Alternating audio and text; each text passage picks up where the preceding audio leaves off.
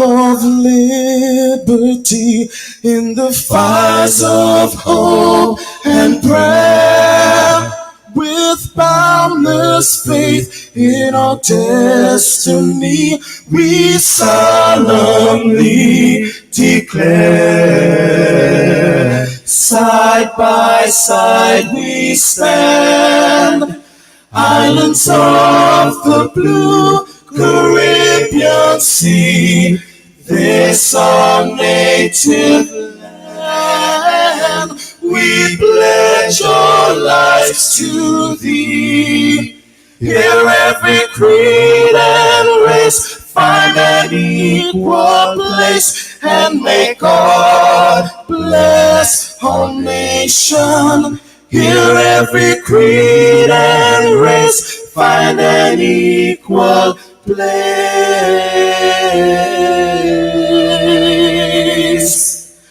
And may God bless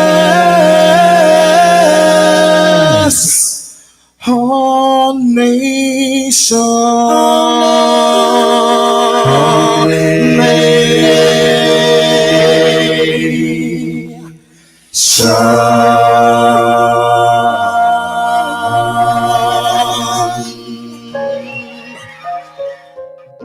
Heavenly Father, we come before you at the start of this new day, giving thanks for life, for health, and the opportunity to serve through this station. We ask for your divine presence to guide us in all we do. Bless this broadcast, that it may be a source of inspiration, joy, and unity to all who tune in. Whether near or far, may our words uplift, our music heal, and our message bring light to those who need it most. We pray for our listeners, wherever they may be. Grant them strength for the day ahead, peace in their hearts, and success in all they put their hands to. Cover those traveling with your protection, and those at home with your comfort and provision. Lord, may everything we do bring honor to you and be a blessing to others. Guide our steps, bless our efforts, and let this station be a vessel of positivity and hope. In your name we pray. Amen.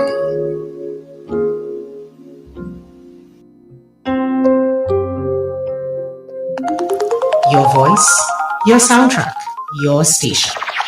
New Era TT Radio. Net Radio. Okay,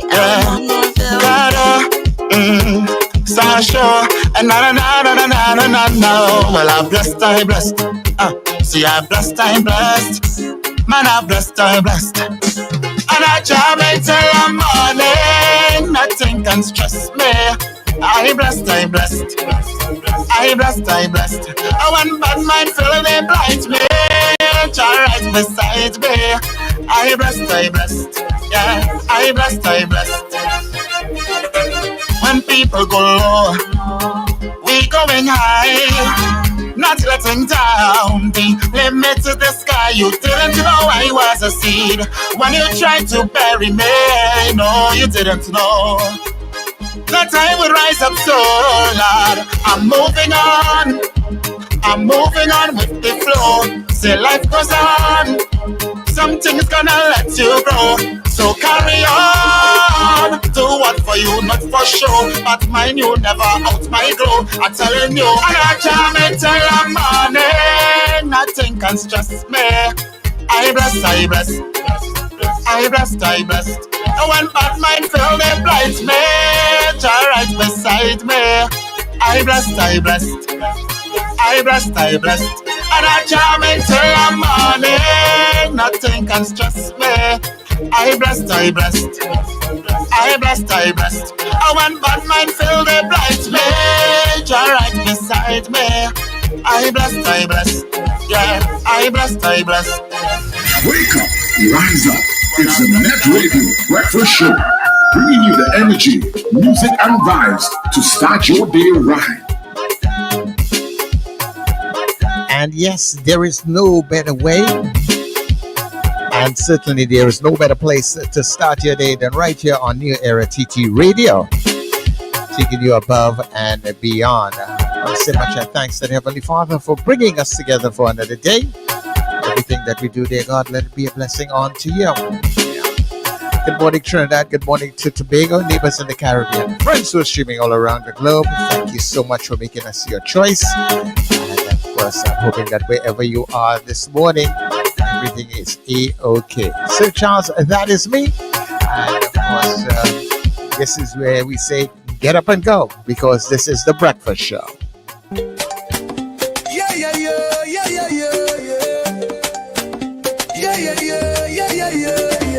Wake up, it's a brand new dawn. The breakfast show got the vibes turned on. From Maracas Bay to the Savannah line, let's start the day in Caribbean prime. Oh, good vibes rolling through the air. The breakfast show, energy everywhere. We talk, we laugh, we make you think. Grab your doubles or your morning drink.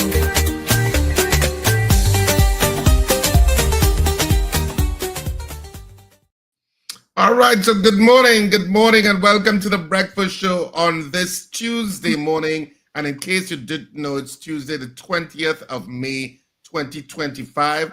I want to say a special good morning to all our listeners and viewers across the planet, wherever you are. A special good morning to you. And of course, a good morning to my co-host, Wendell and Sir Charles. And of course, welcome again to the breakfast show. Yes, good morning, Richard. Good morning, Sir Charles. Good morning, Trinidad and Tobago. And good morning, listeners and viewers all over the globe. It's good to be in the land of the living. For those of you who celebrating birthdays on May 20th, happy birthday. Is it past your Pandy's birthdays? His birthday's around this time. I think it might be the 25th, actually. But he did celebrate his birthday somewhere around this time in May. That much I can remember. Anyway, so how's it how's it going, guys? I just went through a period of unexplainable things. So it just unexplainable things. What does that mean? Yeah, Unexplainable. it mean unexplainable. Thank you, Sir Charles. You want him to explain the unexplainable things? Yeah, I don't understand him. He always want to mind my business. He want to do an explain. He want to do an explain. He mean unexplainable. I enjoy everybody saying, what? What does he mean, unexplainable things? No, I just. So my apologies for missing yesterday. I try for it not to happen again. Okay, all right. It's good to have you back. Yeah. Suzanne Jessup went on an early morning rant. What is that all about, Suzanne? You can't sleep. 2:02 and 2:10 and 2:12 and 2:20. My God, what's going on with you? Wait. It's 2:02, 2:10, 2:12, 2:16, 2:19, 3:24. Come, Suzanne, you need to get some sleep. Some people are night people. I mean, they're up in the night. Well, that's a morning person. That's not a night person. That is night into morning. Yeah. Sometimes to help her sleep. Yeah, sometimes I'm like that though. Sometimes I kind of drift into 2, 3, and then. Well, a lot of times I'm like that, but I ain't never going to type up a set of messages. Well, maybe I have. Let me take back that. Maybe I have done the message in those hours. Well, before we get into anything, of course, it's our good news segment, and I have some good news. The only thing I don't have today, Wendell, is a poll, but good news segment for today is. I know it. Well, based on our early morning discussions, and based on our guests today, and based on some of what Suzanne has already put, I think I know what it is. You want me to give you a hint on air? Well, I mean, you'll tell me a little later on when we're getting to that direction. Of course, we have a special guest today. We have Keone Guy, who of course is the president of the TTFS, Trinidad and Tobago Fire Services 2nd Division Officers, and he's going to be talking about things. Of course, the resourcing of the fire service. Up to yesterday, there was a fire in Princestown, and the Princestown fire station was closed. So I think it was some other fire station that had to respond. So obviously there are glitches in the network of the fire services. And we'll be discussing that today, and hearing what Mr. Guy has to say. I'm sure he has a lot to say in terms of what's going on in the fire services. So you can look forward to that in the next hour. As I said, up to yesterday, there was a fire in Princestown, which was on news last night, and one of the issues was that the Princestown fire station was closed, and the fire was in Princestown. So they had to wait for an outlying fire services to respond to the fire. You know, in fire, any delay is crucial. Yeah. Fires long time used to take. I think there was actually a scientific response to that, in terms of how long fires used to take before it totally engulfed a place.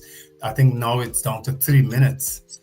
It used to be like 20 something or 30 something minutes before it engulfs a place. Now I think it's 3 minutes.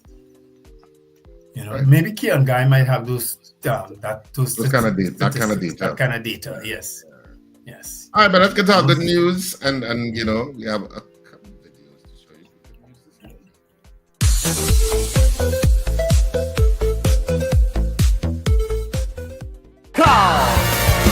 Jamaica, Madagascar, Mauritius, Hungary, Sri Lanka. What are we doing? We liming.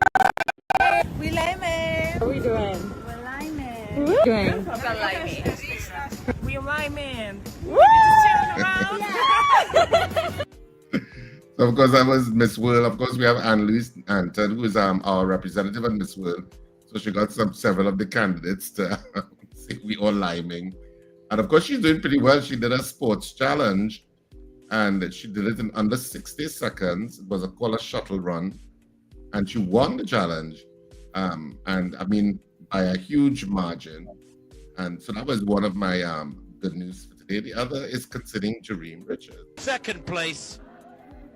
Great sprinting there for these fellas. And Wade van Niekerk, a really solid third with 20.03. Well, he was very quick out of the blocks there, Zarnell Hughes. He looks sharp, doesn't he? Was never going to be caught. 1 metre the gap at the line, and they were pulling away. Hughes and Richards trying desperately to get back to him. Richards was coming up there, Hughes. Is that more than 100 meters? Last week, around 987, a windy 987. What? It was 100 meters? 200. Oh, that's what I said. It looked longer than 100. Yeah, it's 200 meters. So, but a straight 200, eh? Yeah, and he won the silver, Jereme Richards. They don't generally run straight 200 meters, right? I mean, it's a kind of curve. It has a slight bend to 200 meters. But he came second. But I mean, congratulations to him. But that was a run because the guy who eventually won was pulling ahead, and Jereme just kicked into gear. I mean, if you look at it again, just look at it again. Yes. And Jereme second place. Great sprinting there for these fellas. And Wade van Niekerk, a really solid third with 20.03. He was like fourth there. Well, he was very quick out of the blocks there, Zarnell Hughes. He looks sharp, doesn't he? Was never going to be caught. 1 metre the gap at the line, and they were pulling away. Hughes and Richards trying desperately to get back to him. But Zarnell Hughes. Another 10 meters. Well, it's been in good form at Grand Slam track. Miramar last week, around 987, a windy 987. So that's our good news for today. And of course, a big round of applause to Jereme Richards. I want to add a third good news saying, Richard. I know we might be able to play the video, but let's congratulate Corey and Denise Pascal on their daughter Jaden, who graduated on Saturday from the SUNY Oswego University, New York, with Bachelor of Arts in Biology. Right, yes. So congratulations to Jaden Pascal, Corey's pride and joy. We knew Jaden as a little child in the tea room, remember? Coming into the studio from time. Yeah. Man, Corey would bring her to them and then take her up to school after. Corey could be a good father when he's ready, No, but he really is a great father. Yeah, Corey and Denise, they did it well. They're great job, guys. JP, congratulations, man. Yeah, big congrats to you. Yes. Yeah, so of course, this is the point at which we get to greeting all of the people who were on early this morning, and there were quite a few of you. So let's get to it, Wendell. All right, and I got a confirmation, Bazio Pandey birthday. Thanks, Norris, is the 25th. So I'll remember that. I thought the 25th sounded familiar. So Susan Jessup, praises be unto God Almighty and His Son Jesus Christ for granting all of us to see another day. Good morning, Sir Charles, Richard, Wendell, love always from Susan, Suzette, and Miss Gemma. And we'll skip all the others because we'll deal with that later on when we interview the fire services guy, Susan. Minister from Champlain says good morning. Erica Charles, thank God for life. Patricia Defoe, Marlon Motley, Boy Bidesi, Ingrid from Tucson, Sherwin Kerr from Arima, Carol Guevara, Cheryl Johnson. I'm going too fast, Richard. But I'm kind of skipping badly. So. Okay. Lambert Bruce, Donna Ramlo Chan, Marcia Rock, Wayne Ramsey in Fort Lauderdale, Joyce Phillip, Gavin Frank in Cocorit, Anthony Tinto in Ontario, Canada, Kathy Ann Charles, Julia Batiste, Trinidad Margot, Robert Harper Robert is from St. Anne's, I think, if I'm not mistaken, right, Robert? I hope I got that correct. Robert Taylor from Florida, Andrew Joseph, Gaylan and the Ultimate Chain says, good morning, gentlemen. So Charles, you had to honor Gaylan and them with a little reggae one morning, because everybody else plays good reggae. Yeah. CJ from New York says, good morning. DL, wonderful morning to all. Chris Toussaint, Grand Rising, gentlemen, romantic intense, delightful morning to everyone. Claire Lendor Rollins, that's a brand new name. Good morning, guys. Where is that? Diana Payne says, good morning, Net, and all the live chat. Rena Jennings says, we Lyman. Doreen Pierce says, good morning. Michael Mapp also says, good morning. Slick Money Grip. I'm just reading back that message from Romantic, What's up with you, boy? Cheryl Seeley says, blessed morning, Wendell, Richard, and Sir Charles. James Kamau, that's also a new name. Ron DeSantis Jr. from Norfolk in Norfolk in Virginia. Oh, behave, Ron DeSantis. What did he say? Oh. Valerie Mendoza from Darby, St. Anne's indeed, Wendell. Thank you, Robert. Alistair Hart from San Fernando. Andre Reno says good morning. All right. I missed you all too. Sherry Ann Saunders, also that's a very new name, from Chile. Is that supposed to be Toco? I guess it is. Something. I don't know. Is it? I don't know what that is. Unless it's some part of California. Yeah, that's where I was thinking. California, but I don't know. Yeah. So those are our greetings, early morning greetings today. Thank you for joining what is inarguably the best show on radio. Don't forget to like, subscribe, share, do whatever you need to do to spread the word. Richard Jeremiah, good morning, sir. How are you? Also, let me say good morning to Black Pearl, who's on very early. To Carlin, the Encarnage. Terry Ann Peters, good morning to you. And to Frank. Rena Bruno Jennings is here. And Bishop Ashton Clark. What about, sorry to cut you, Sir Charles. As you said, Frank, remember there's a lady who used to message us from the Arangwes area. Her husband's name is Frank. You remember the lady? She messaged us quite often on the previous show. Something Wendy Ann James. Wendy Ann James. Haven't heard from her though. So good morning, Wendy Ann James, if you're listening, because she was a huge fan of the previous show. Okay. So I don't know if that Frank is her husband. She would always send out greetings saying. And Black Pearl wants to welcome her, her mom, Deborah, to Net Radio. So, Deborah, good morning and welcome. Oh, you're not sure if Blackpool is male or female? No, I'm not sure. Blackpool, I are you? always thought Blackpool was the Pearl Cordies who would message us, because there's a Pearl Cordies who would message us from time to time. I just assumed it was the same person. Well, I'll find out. All right. And good morning also to Angela Celestine and Lennox Francois from Baltimore. How Richard would say it? Baltimore. Yeah. Baltimore. All right. So those are some of our greetings. I guess we could do headlines and take some calls, Richard. Yeah. Just one more before you go. Let me also say good morning to Mr. Lennox Tusi. He tunes in and he listens. And I spoke to him yesterday, and sending good greetings to you guys. It's a fantastic. Deacon Lennox. So right, do say good morning to you. I don't know that Chris ain't take nothing of your decency now, Lennox. I spoke to Uncle Lennox the other day too. Remember when we were trying to get on to the Archbishop to discuss the installation of the new Pope and stuff like that? Mm-hmm. So he said he was going to try and put something in place. That when to we get onto the Pope?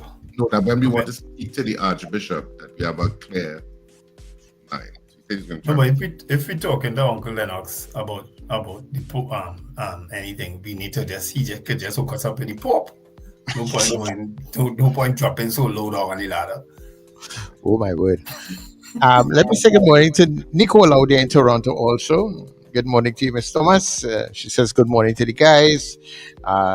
Luis Diaz, good morning to you also. So people are coming in and in this morning.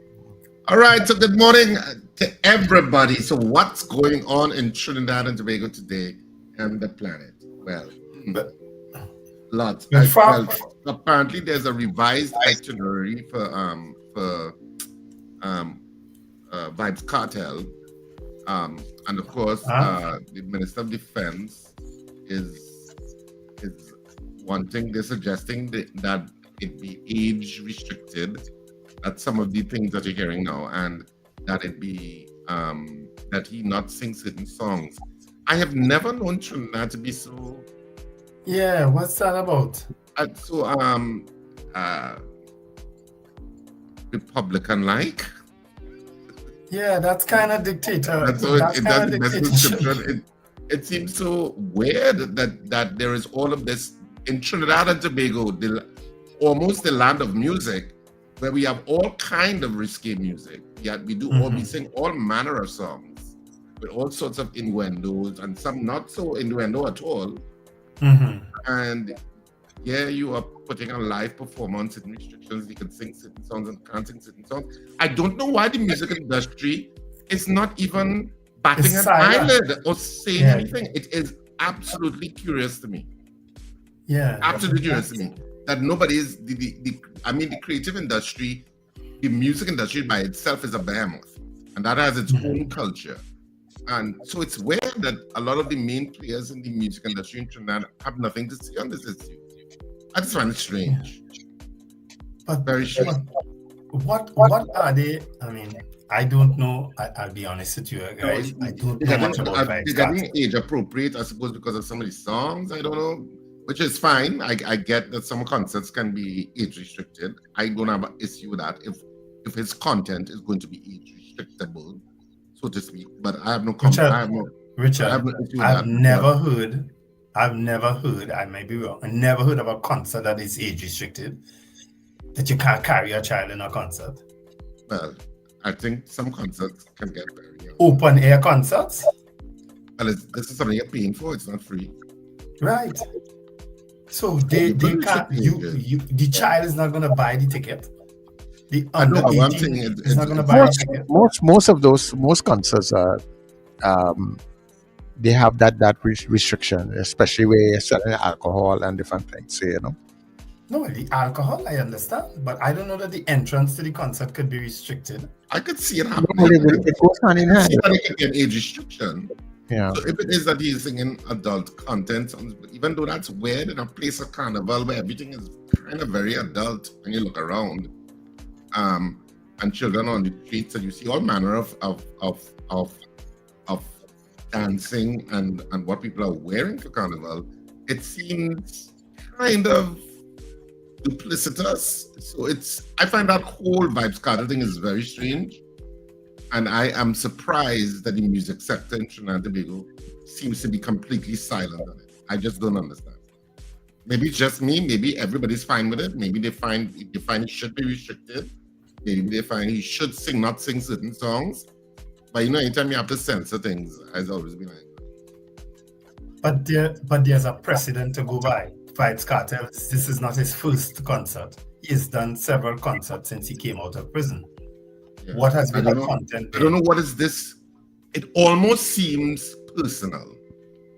It almost seems personal, and it shouldn't be. Just shouldn't. So, I mean, we'll see. But if he's saying something, because we have seen artists on stage being asked, they've been shut down on stage because of what they would have said or done. That has happened here before. But that's what I'm saying. I don't know if it is an 18 years and over thing. And as I said, I don't fundamentally have a problem if you're saying it's age restricted. I don't. But if it's age restricted, then why would you say, but you can't sing that song, it's too violent. You can't sing that song, it's encouraging, whatever your reasons are. I don't know. Okay, that's your point now. Yeah, because these same songs you can pick up on any string. So I just find the whole thing a little weird. But you see, maybe I'm missing something. I'm missing some important part of it that I'm not seeing. So maybe that's it. But somebody's gonna say something, because I don't know that the Jamaicans or the promoter will be very happy.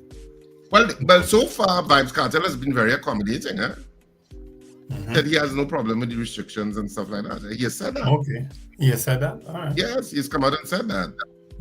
So obviously, they will. Well, obviously, you're bridging a line between wanting a concert to go on and not wanting a concert to go on. So if you're having a concert go on, you have to come and the powers that be are putting certain restrictions, but you really want the concert to go on, you're going to accommodate what those restrictions are. That just economic sense. Yeah. And I assume that this concert is going to be pretty well packed out. Yes. Because it's been packed out wherever he's performed across the world. So I don't think Trinidad and Tobago is going to be any different. I think they actually just guarantee now that the concert is sold out. Because you know how Trinidadians react to those kind of things. Yeah, they help in that. Yeah. Well, yeah, but it's I don't know. It's yeah. So before we open the lines, Richard, Fire Rockaway has confirmed that it is Wendy Ann. It is Frank, the husband of Wendy Ann, and he said he sent the link to Wendy Ann to join us. So I'm happy for that. Thanks for the information, Fire Rockaway. DL also says her 17 and 19-year-old children also listen on days when school is in the afternoon, so we can add 2 more supporters to that. All right, thank you very much. David West says exactly, and there are laws in place to defend these actions by the minister. I don't know. Well, I mean, you have,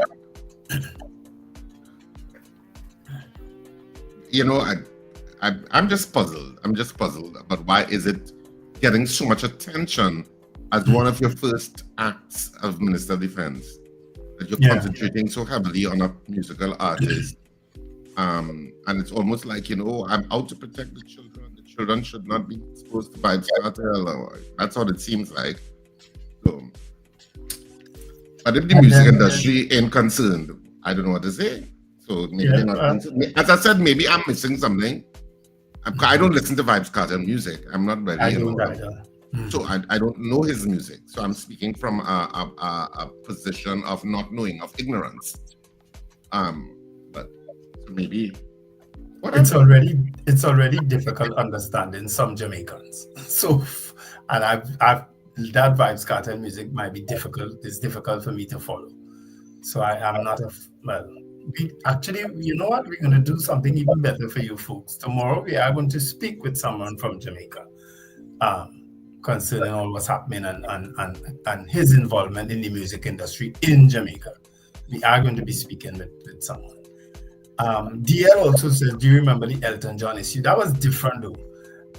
Because Elton John is gay, he's married to a man. They had problems because we don't recognize same-sex unions here. And he was coming with his husband, which he always traveled with. That was the issue back then. And he actually got special permission from the Minister of National Security to come to the country to perform at the Jazz Festival. I remember that because Martin Joseph was the Minister of National Security. And he had to sign the permission, give Elton John permission to come here with his husband. So that was a little different back then. That was a little different situation. And that show was a great show. I am a big fan of Elton John, I have to tell you that. I went to that show in Tobago, and that show was sold out. You know, as was most of the jazz shows back in those days. They missed a really good opportunity, whoever started that, and it had to stop it. I think it was Clico.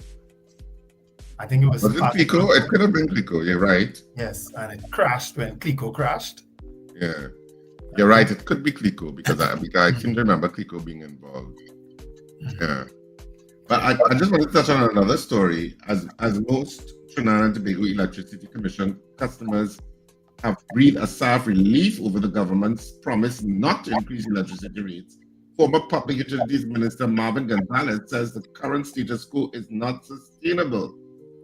Days after criticizing Public Utilities Minister Barry Paderat's new plans for the Water and Sewage Authority as a result of Cabinet scrapping of the former administration's transformation plan, Gonzalez is now in agreement with the government's commitment to keep the UNC's election promise of no electricity rate hike. Speaking to the newspaper yesterday, Gonzalez said the People's National Movement recognized that increasing electricity rates would have had a significant impact, especially for low-income domestic customers, and as such agreed that it should not be done. However, Gonzalez believes the government's focus should be on ensuring that utility agencies are paid for long-term sustainability. Furthermore, he said the government must state its policy for financial viability of these agencies. Gonzalez said the current status quo is not sustainable because the PNM understood that we could not burden the population with a rate increase at the time. But TNTech owes NGC billions in arrears for gas that it does not pay for, and someone will one day have to pick up the tab. So saying that we're not raising electricity rates is not the issue. That's the easiest decision to make. The elephant in the room is how do we, a country, proceed from here in a situation that is not sustainable for the utility agencies. And if all agencies and customers pay TNTech what is owed to it, it will not be enough to pay what is owed to NGC and for the Commission to engage in routine preventative maintenance and other major capital investments to expand supply, blah, blah, blah, blah, blah. That was kind of another. You know, I hear blah, blah, blah, blah, blah. Yeah. No, well, it went on for more, you know. So I don't mean that in any disrespect. It just went on. No. I'm teasing you, so. Yeah. Because I do that, but anytime anybody send any article that's too long, I do the blah, blah, blah thing, and I leave it alone. I get the gist of it. It goes on to talk about the RIC and stuff like that. So, but you know, the PNM was very transparent that they were not going to raise the rates. Yeah. All they said was that it's still under consideration by cabinet, or some kind of vague statement like that. Well, Richard, I think they will, but I think what happened is that the opposition played them and used the media to put doubt in people's mind that they're just fooling people. That is what happened, I think, you know, because you couldn't tell that it was going to happen, but a lot of people speculated that it would, including yourself. Yeah, I felt it was going to happen. I felt they were waiting for a victory in these elections to then say, okay, we have 5 years, so we could raise the rates now. The challenge the UNC will have now is that the kind of promises they made and things that they said they wouldn't do, the challenge now is to keep to it. Yeah. That's their challenge. They've already gone back on war. Well, the issue of property tax. and the refunds. They've already kind of dismissed that. You're not going to get a refund. And I still feel that they should have gone ahead with it, but who am I? Well, let me get through the headlines of the 3 daily newspapers for this morning, and then we'll get into some of your calls this morning, this Tuesday morning. So I'll start with the Trinidad and Tobago Guardian, which was where I was just reading from. Lucky to be alive, Laventille woman narrowly escapes as home crumbles in landslide. Marvin warns electricity rates unsustainable. 2 more home invasions reported in Central. Sturge gets revised itinerary for cartel visit. All of that is on the front page of the Trinidad and Tobago Guardian, and on the back page, no delays in TTCB audit. So says Bassarath, and that's the front and the back of the Guardian. And moving on to the Daily Express. Debe campus opens at last. The UE aims for August 2025. Penal dredging. Amin calls for flood volunteers. All of that is on the front page of the Daily Express. And on the back page, which is, of course, is the news going around, cop dies in crash. BMW runs into pole along wet highway. And then if we go to, well, of course, there's some stories concerning that fire in Princestown. And the MP saying, we opened the Princestown fire station. I mean, Princestown is such a big town. Why would you not have a fire station there? That's strange. And ambitious goal, Sammy Chase set sights on winning 2029 Test Championship. And fresh faces for South Africa Series and TNT to host CFU Under-14 Girls Challenge Series. Local beach volleyball pairs finish outside Norsika top 10. So that's it for the front and the back of the Daily Express. And the Newsday, the final daily newspaper for today. And on the front page, hoping for fair compensation after Arangwes floods. Farmers aim to salvage crops. Cop dies in Couva accident. That's also on the front page. And on the back page, Chase, I have their respect. West Indies captain confident despite 2-year absence from the team. And Carter edges Blackman for national 50-meter free glory. So that's it for our 3 dailies this morning. So now you know what are the trending stories according to the editors of the 3 daily newspapers in Trinidad and Tobago. So we can this is where we can take some of our calls at this point. So we can open up the line. So let me just bring up the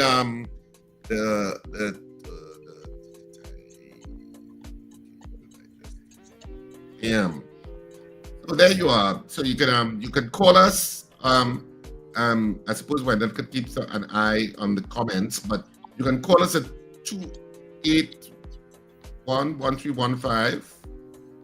281-1315. You can WhatsApp call us, or you can direct call us. We'll take some of your calls at this point before we head to our morning poll. Beautiful. We have a few people online already. So good morning to you, caller. Good morning, Sir Charles, Richard, and Wendell. How you guys going? How are you keeping up with the weather? This beautiful, lovely weather that you're having. Morning, Susie. Morning, how you making up with the weather? We're loving it. At least I love it. Look for myself. All the messages this already ask you. I know Wendell watched the board and say, my gosh, Susan, like she was haunted last night, the amount of message I sent. But from the time I saw you all had the president of the Fire Association there, I said one time, I said, let me just type up as I go. And I hope they bring to life what went on with the minister at her house boat. Because we want to have the blame game going on. Because we know each fire station is supposed to at least have 5 fire trucks, well equipped, not no wooden ladder, with proper equipment on these trucks. Every year we're going through the same thing, like we're tapping mud, and we're going around a circle, and they're dancing, and when somebody's house burns and people perish, it's a blame game. And WASA also need to get their act together, as you rightfully said yesterday, Sir Charles. We don't have to wait until when the rain falls and then, oh my gosh, we have to look off because it's still going into the water and then mix it. No, you're supposed to have something by itself done there already, a certain amount of gallons or however it is called it, and have that there. So for me, time rainfall, we look off that part will be humble and you open the next part for everybody to get water. How Federation Park does have water running 24? How Glencoe does have water running 24? Because they're the rich and the famous. But when the poor man can't pay their bill, they want to cut them off because why? Imagine you know is that you have to be paying a bill every 2 months and still him not getting water. Yeah, all right, instead if you want to do a schedule for water, they still instead of doing that either. Yeah. All right, Susan, thanks much. I really appreciate getting on the inside there. Yeah, as Richard said yesterday, turbidity, the only word known in Trinidad and Tobago. And we're famous for that. Yeah. Good morning, caller. Yeah. Caller, is there? Okay. Like, caller not sure. Dry season, no water. Rainy season, no water. Right. I have the caller. Caller, good morning. Morning, gentlemen. I have 2 points I want to make. One, I don't know what she's swearing in. But I heard Mr. Sturge in some speech afterwards. And I'm listening to him like, why this man breathing so? Why is he sounding like that? But I paid it no mind. But I saw a video from Rambles on the internet. And I thought it was me alone that noticed it, and Rambles hit the nail on the head with what I was thinking. This man sounds like Darth Vader. He appears to have a serious health issue. Right? Man cannot. Yeah, but Lincoln, at the end of the day, you know, I mean, people have with different issues, and the health issues here, you don't really bring out like that the chastise health issues. That's not a good thing. Well, exactly. Yeah, you know, if you have a point, you deal with the point. But whatever their challenges may be with their health, you don't already tackle people on that kind of. I'm not tackling him. I'm simply saying he needs to pay attention to what causes him to breathe like that. We are in a position to tell him. We are in a position to tell them that we suppose the man is already dealing with his situation. All right then. Okay then. You know, it's not for us to do that. My other point is that the UNC, Kamala Prasad and the UNC government seems to be emulating the United States government. And when she acknowledged by praising Trump and whatnot, it was further emphasized to me when she called the Ministry of National Security the same thing that the U.S. government has in place, Homeland Security and Defense. Right? And these strategies, Wendell, as you rightly said, with Vice Cartel, seems to be very Republicanish.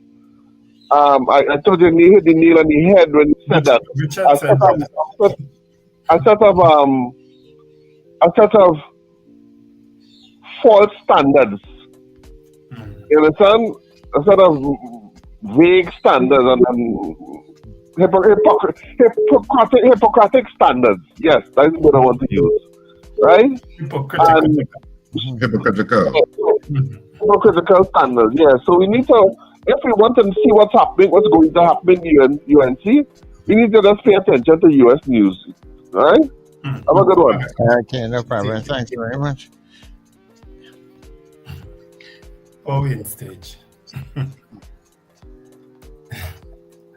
Anyway, I was going to say something, but I know, when the UNC came into power, strange enough, when the People's Partnership came into power in 2010, if you remember, they came in during May time. It was May 24th, they won the election. And remember, they had to deal with a whole lot of flooding the same way. It's amazing how time recycles itself. Almost the same thing has come and happened to them again because of the timing of the elections once again. You know? Good morning, caller. Good morning, gentlemen. How are you all doing this morning? Norfolk, Virginia, front and center. I am totally against censorship, all right? Regardless of what my buddy Richard thinks of me, putting me on the Trump bandwagon, as he profiled me. But guess what? I fight against both Republican and Democrats alike. Actually, I call them Republicrats because sometimes, as bad as the Democrats are, the Republicans always want to go one step further and be worst. But really, censorship is really, really wrong. And you know what? I live in one of the bluest states in America, Virginia. Blue as ever. But I tell you what, though, we have a Republican governor, and we have a lieutenant governor, by the way. It's from the Caribbean, a Marine, hoorah, okay? Woman from Jamaica, born in Jamaica. And you know what? Regardless of whatever party, whether you're UNC, you're PNM, you're Republicrat, you're Democrat, guess what? When it comes to your children, that's where you draw the line. Now, this Wayne Sturge fella, right? This holier than thou attitude and censorship, I definitely am against that. However, when it comes to our children, look what Virginia has done in comparison to New York. Homegirl Letitia James, the Attorney General, who might be wearing stripes very soon and may go behind bars, okay? She censoring parents from speaking out at school board meetings, right? And threatening to throw people off school boards, you know, if people want to stand up and say what they want to make sure to know what they're teaching your children in school. So when it comes to your children, regardless of what, that's where people draw the line. Anyway, that's my 2 cents to you, gentlemen, and have a great day. Okay, thanks. All right, thank you. We have a lot of people online on the phone this morning, so we're moving through as quick as we can. Good morning to you, caller. Oh yes, morning, Sir Charles and Hubas Singh and Wendell, my good friend from St. James, the counselor. I just wanted to start and congratulate you all. Yes, there's Billy, man. There's Billy here, yeah. I just want to congratulate you all on this new initiative of this viewing and thing on television live. Well done, Sir Charles, and the other host there. I want to also congratulate the newly installed government on the 28th of April. I want to congratulate them. I was a great supporter of them. I will continue to defend my government. And I also want to draw 2 points. The point I want to draw, it will fall in Wendell Stephen Garden. This is, I saw something happen, disturbed me a lot. Just where that ice cream place is on Panka Street there, there's a park, a very long-standing park. And I see a lot of vehicles that be parked up inside of it, children play. I know Wendell might be able to use his good office to rectify that. No office. Mr. B, I hold absolutely no office again. I can't do nothing about it. But I know what you're talking about. But I hold no office that I can do anything about. I know you can use the influence. You're a man who very good, very tactician. I know you can use the good office. And the next thing I want to highlight is children, 2 underage children looking around Port of Spain in the night. A group of children, I observed it again just last week. I don't know if the authorities, why is these children and them just wandering around Port of Spain? And you know, with the parents, with the supervision, that is a big concern. I raised a program with a police officer, right, was on the next frequency. But well done, guys. I want to congratulate you all. You're all looking good. You're all coming through clear. So, Charles. All right. Charles, thank you very much, Mr. Billy. Bye, friend. All right. Thank you very much. All right, Billy. Billy like liquor. He's a retired soldier. You know. Spent years in the army. Good guy. Passionate guy about his politics and about his community of Powder Magazine. Very passionate. Good morning to you, caller. Morning, gentlemen. Morning, Princess Down. I want to look at the issue of public utilities and how we as citizens approach them. I think we need to start as a society to move from a system by which many people see these things as entitlements rather than a system by which we pay for these things in a more accountable way as citizens. and therefore these services become more sustainable in the long run. And we need to move an agency like WASA to water meters and a really more accountable system. If we don't do that, then we'll run ourselves into a cul-de-sac. And I am worried about that because when I look at the attitude of many citizens, I'm concerned. I remember being in a foreign jurisdiction, and the discussion on the radio was about the intended increase in the water rates in each household per annum. And to be present and see how the discussion went on, it was a completely different attitude and approach to what we have in Trinidad and Tobago. And if we have to really achieve a sort of developed country status, we need to start to embrace these things a bit more. Okay. I just thought I'd make that point. Yeah. Thanks very much. Is he from Princeton, right? Caller? Yeah. Are you there? No, he's gone. Is this the first time he's calling our show? Because he used to call us a lot before, but I haven't heard him since. Yeah, I am. Probably might be the first time that he is in this particular space. Good to hear him back. He always makes very articulate, sensible contributions. Yeah. Good to have him. Hello, good morning to you, caller. Good morning, Richard. Morning, Zena. Zena. Yeah, good morning, Richard and Wendell. Good morning, Zena. You know, we just miss you and your big mouth in there. Me? I have a big mouth? Big mouth man right there. You know, I want to ask one question this morning. That same Vibes Cartel, he was the one Angostura brought here to display promote some rum. Yes. Yeah. Huh? Yes, it is. Yes. I find it strange to Angostura and speak out because I don't see anything with, if you want to warn him about it, make sure the concert not explicit. And if you feel you don't want him to go to schools where he can't do no interview either, how come you just be obscene when you're doing an interview? I find that what I heard about him and what the restrictions, I find it went a little overboard. It's very strange. Zena, yeah. If Angostura is stupid, they're not going to speak out. Angostura don't know is more rum going and selling that show because they got more people than they ever thought. Imagine. Angostura ain't speaking out at all. They keep it quiet because they know very well at the end of the day, the sales will outstrip any negativity that they're trying to cast on it. The show must go on. I find it very strange. Anyhow, I didn't manage sitting there for such as I find out trying very long now.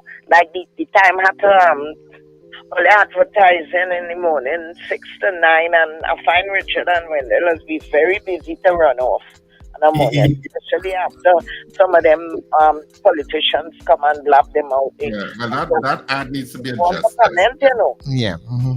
Right. All right. Well, good morning, Jay. Good morning, CJ, Rena, DS Lips, Miss Digo Martin, all my crew. Morning. Bye. I don't know how many times I need to tell people that we're doing this for love.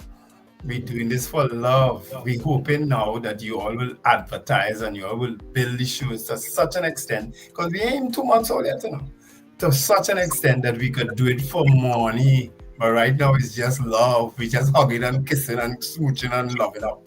That's all we're doing. Caller, good morning.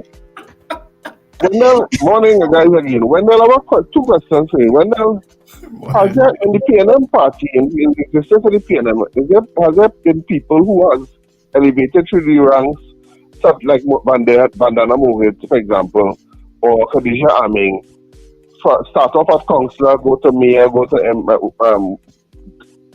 elevate to MP? Yes. Penelope Beckers was an alderman in the corporation, at the Remo Borough Corporation. That's where she started off. Right. Lisa Morris-Julian. Lisa Morris-Julian was a councillor, then a mayor, then an MP, then a minister. Okay, then I wanted to know if because I find they did you an injustice as a councillor, and that never elevated to the ranks. So I was like, I wonder if anybody, if it has happened in the PNM. Okay, You don't want to hear my story. You have some powerful. You have some powerful. Sometime on real chat. Again, Wendell has some powerful non-allies. And I can tell you one, because they put him back in leadership, and as long as he remained there, trust me, not just me, a lot of people he has political careers he has destroyed. I'm sorry, I will never be a supporter of him. The restriction on the age limit for the Vice Cartel, I'm trying to understand, because I don't see much people under 18 paying money and going to concerts. It might have the 15, 16-year-old in between, but it seems to be a nonsensical law they put it in place, similar to what the Republican Party does. Let's put things in place that are unnecessary, because I'm not seeing much people under 18. It may have one or two that you have to protect, that the government of Trinidad and Tobago have to protect, that they put in an age restriction on a concert. You could help me with that? I don't know what law they're putting in place. Thanks much for your question. Specific to Vibes Cartel concept, not so, Richard. It's not a law they're trying to implement. No, it's not a law. I think it's just restrictions. Just try and explain the situation properly. But there can't be any law because Parliament is not open yet. But it's just a kind of advised restriction, and of course it's strong advice because they have because he's a non-Trinidadian, they have the how to say it, the big whip of saying where we could buy you from entering completely. Big immigration whip. Yes, we have that big whip. If you're saying this is what I want, obviously the promoter is going to accord to whatever you want to do because they want the concert to go on. Yes. Yeah, so they're taking advantage of that big whip that they have in a sense. Poll. Let's do a poll, Richard. We could ask about because we're speaking to the head of the fire services, not the head of the fire services union in the next hour, Keone Guy. And Suzanne already raised it, and a lot of people I know are concerned about it. The report into the fire that claimed the life of former Minister Lisa Morris-Julian and her two children, should that be made public? That's our poll this morning. All right?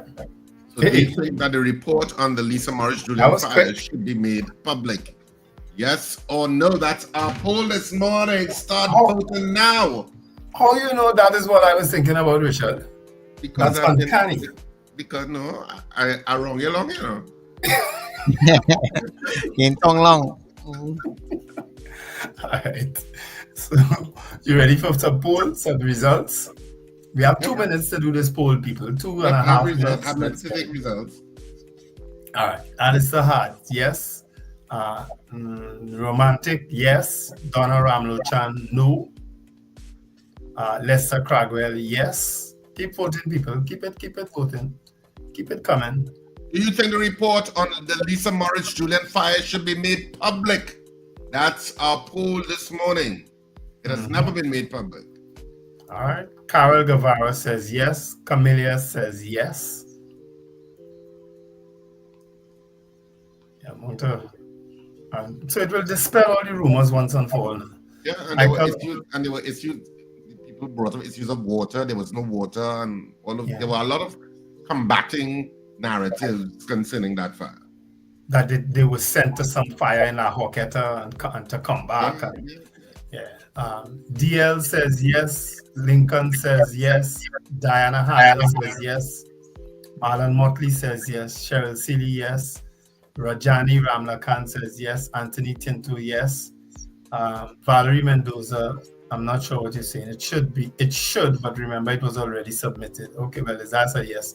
Michael Robinson says yes. Far Rockaway, yes. Mrs. R, yes. Scorpion Pepper, yes. Finbar Collins says yes, only after consultation and confirmation with the family. But I would imagine that they would have to speak with the family. But the family should have been part of the investigation anyway. Maureen Dilchan Maharaj, yes. Joyce Phillip, yes. Ingrid in Tucson says yes. Terrence Roach, yes. CJ, absolutely yes. So, Charlie, what say you? Good morning again. But before I Paul. have a question. Where all the fire station, the thing that has been on the road independent. And hell no, I don't want to know. Okay. Wow. I'm surprised. Quick money grip, yes. Ron DeSantis Jr., yes. And Noel, yes. All right. Luis Diaz says yes. Howard, my good friend from FATS International, says yes. Afia Lashley says yes. Dre says yes.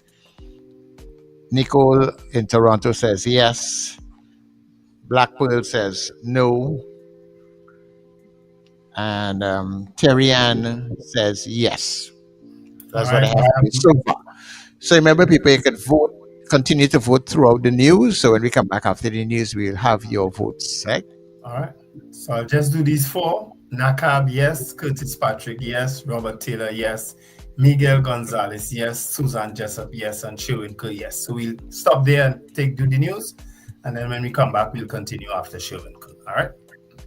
All right. So you see what the poll is. You can continue to vote during the news. And when we come back, we'll give you the final results of our morning poll.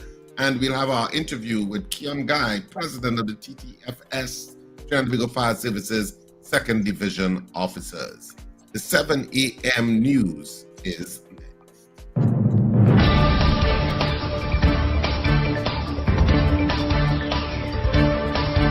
The news you need, the clarity you deserve.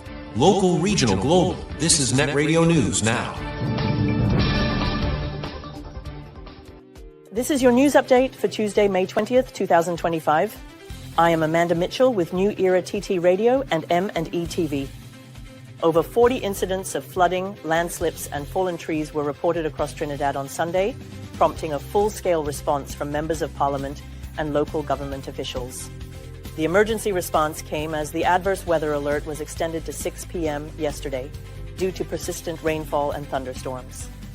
Prime Minister Kamla Persad Bissessar instructed all MPs to assist their constituencies and assigned key ministers to coordinate relief efforts.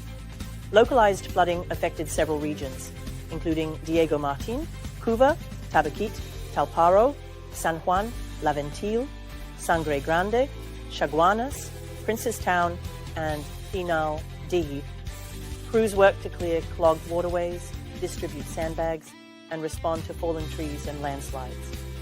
Agriculture Minister Ravi Ratiram has pledged to revamp the farmer compensation process following devastating weekend floods in Aranguez that left fields under nearly 18 inches of water.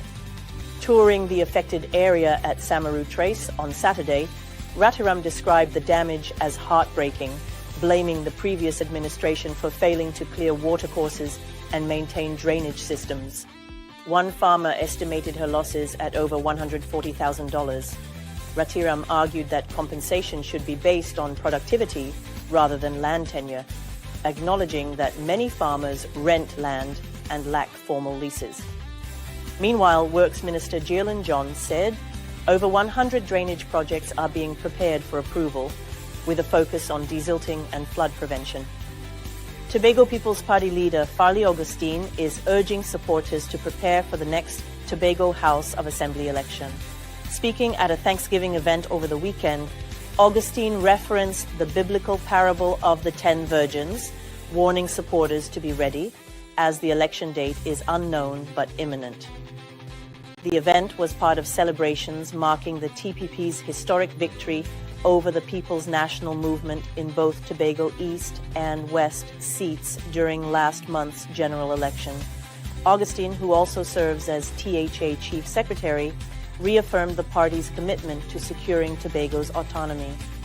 Newly elected MPs David Thomas and Joel Sampson also thanked voters ahead of their official swearing-in Trinidad on May 23rd. Due to persistent adverse weather, a yellow-level adverse weather alert remains in effect. The Meteorological Office advises that there is an 80% chance of periods of intermittent rainfall of varying intensities and isolated thunderstorms over Trinidad, especially across southern and central areas where recent rainfall has already saturated some locations. Tobago has a medium 60% chance of isolated heavy showers or thunderstorms. Despite the heavy rainfall, the country will continue to experience high levels of Saharan dust, which may reduce visibility and air quality at times. You are listening to news on New Era TT Radio. In regional news, the Jamaica Constabulary Force is reporting an 18% recovery rate of stolen vehicles as motor vehicle theft increases by 6% so far this year. According to Detective Sergeant Joseph Morris of the Counterterrorism and Organized Crime Investigation Branch's Stolen Motor Vehicle Unit, data shows that the top 3 models of stolen vehicles are Toyota, Nissan, and Honda. The St. Andrew Central Police Division leads the country in car theft, with Halfway Tree and New Kingston town centres being areas of particular concern. Police are using smart check devices that provide real-time information about stolen vehicles and are leveraging the Jamaica Eye surveillance system to curb theft. Detective Inspector Marcel Bedward, head of the Stolen Motor Vehicle Unit, urged residents to be vigilant and report suspicious activities in their communities. In international news, after 2 phone calls with Donald Trump, Ukrainian President Volodymyr Zelensky has reasserted his red lines in negotiations with Russia. Zelensky says he won't give in to Russia's continued demands, which include the complete control of 5 Ukrainian regions, stating, Ukraine won't withdraw its troops on its own territories. The president committed to an agreed prisoner of war exchange and said preparations were already being made for more direct talks with Moscow. However, Zelensky noted that 2 key demands remain unmet. Donald Trump won't condemn Vladimir Putin for his continued invasion, nor has he seriously threatened further sanctions to force him to agree to a ceasefire. Zelensky is also calling for a ceasefire before talks can begin, suggesting there will be more negotiations about negotiations before any pause in fighting occurs. That concludes your news update for today. I'm Amanda Mitchell for New Era TT Radio and M&E TV. The Breakfast Show with Richard, Wendell and Sir Charles continues right after this short break. That was news now. Stay informed with New Era TT Radio, Net Radio.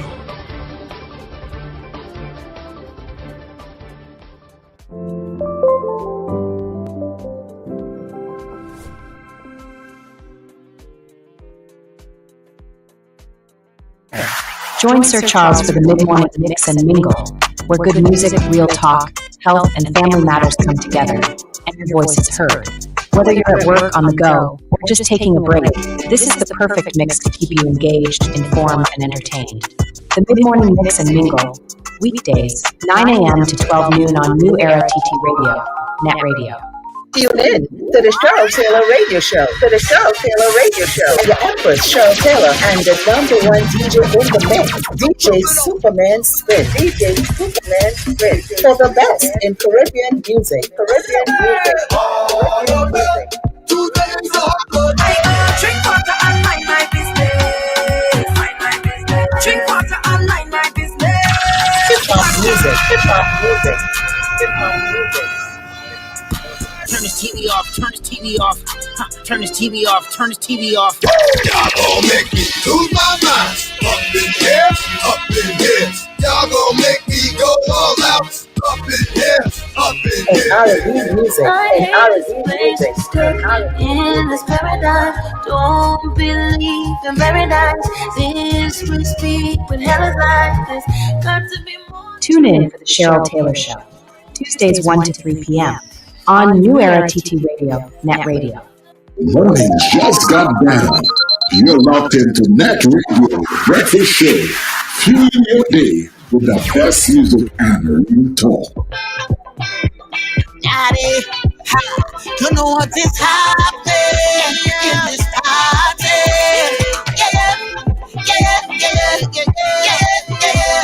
Everybody day in our zone. And I don't know. If it's rock on the smoke and the music, the good party vibe. You know if it's liquor, we're bringing out buying and trying. But this is the best I've felt in a while. In a while. Maybe it's my company. Cause we they get everything that the promoter promised me. The party's swinging like it's 2003. Everybody day in our zone, rocking back and holding their own. know. I don't know if it's the money, so good, the music, the good party vibe. I don't know if it's the calm and bringing out my inner child. This is the best I've felt in a while. This is the best I've felt in a while. Right now I'm feeling good, everything good, friend them good, look down good. Na na na na na na na na na na na. Right now I'm feeling good, friend them good, look down good, everything good.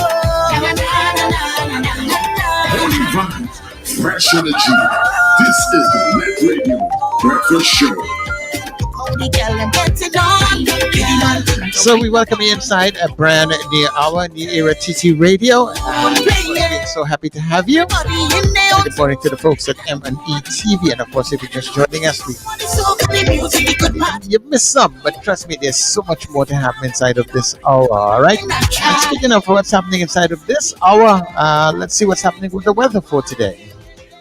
Good morning again, Trinidad and Tobago. This is your weather update for Tuesday, the 20th of May, 2025, from New Era TT Radio and M&E TV. We begin with an important announcement.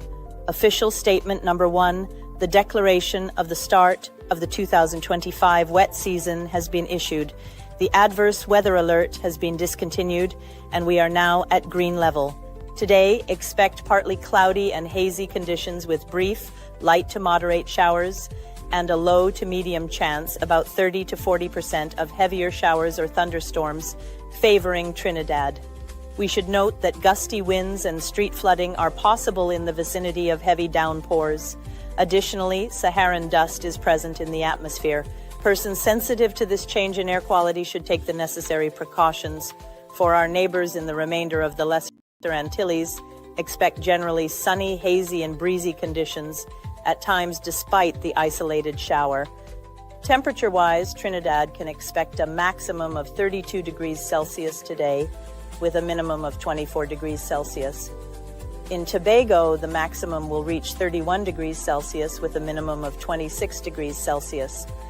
With humidity factored in, the heat index will make it feel like 34 degrees Celsius in Trinidad and 33 degrees Celsius in Tobago, so remember to stay hydrated throughout the day. Sea conditions are moderate with wave heights near 2 meters in open waters and below 1 meter in sheltered areas, though waters may become choppy near showers. The sun rose this morning at 5:43 and will set at 6:22 this evening. For those planning maritime activities today, high tides in Port of Spain will occur at 9:13 this morning and 10:36 tonight, with low tides at 3:09 early this morning and 3:51 this afternoon. In Scarborough, high tides will be at 9:17 this morning and 10:33 tonight, with low tides at 3:08 early this morning and 4:04 this afternoon. This has been your weather update for today. With the official start of the wet season now declared, remember to stay prepared for occasional heavy showers and possible thunderstorms. From all of us at New Era TT Radio and M&E TV, have a safe and wonderful Tuesday. Great news, Caribbean. The Breakfast Show is now on M&E TV, bringing you entertaining conversations, vital information, and influential perspectives throughout Trinidad and Tobago and across the Caribbean region. Catch us on Digicel Channel 20, Flow Channel 111, Amplia Channel 117, Blink Channel 109, Tricode Channel 154, and Airlink Channel 10. The Breakfast Show connects with the Caribbean and Trinidad and Tobago like never before. We're now on M&E TV.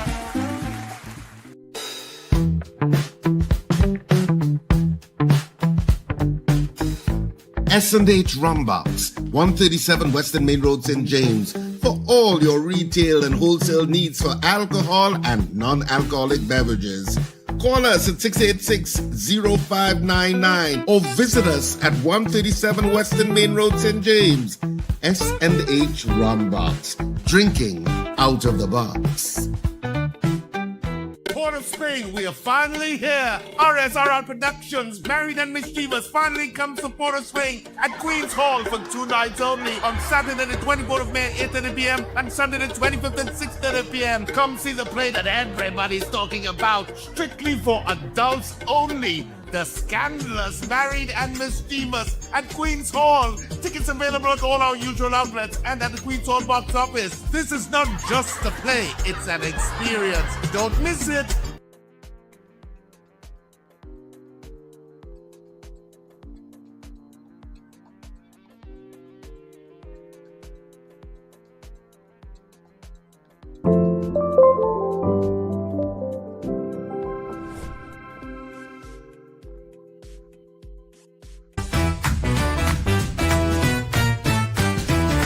Advertise with us on New Era TT Radio, the fastest growing streaming platform for talk in Trinidad and Tobago. Audio and video ads welcome. Elevate your brand with us.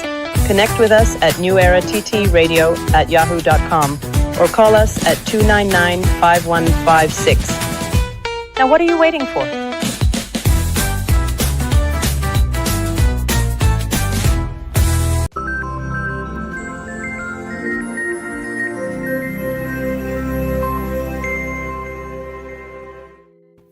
Of course, we are back on the Breakfast Show for the second hour. And of course, this is where we give you our poll results.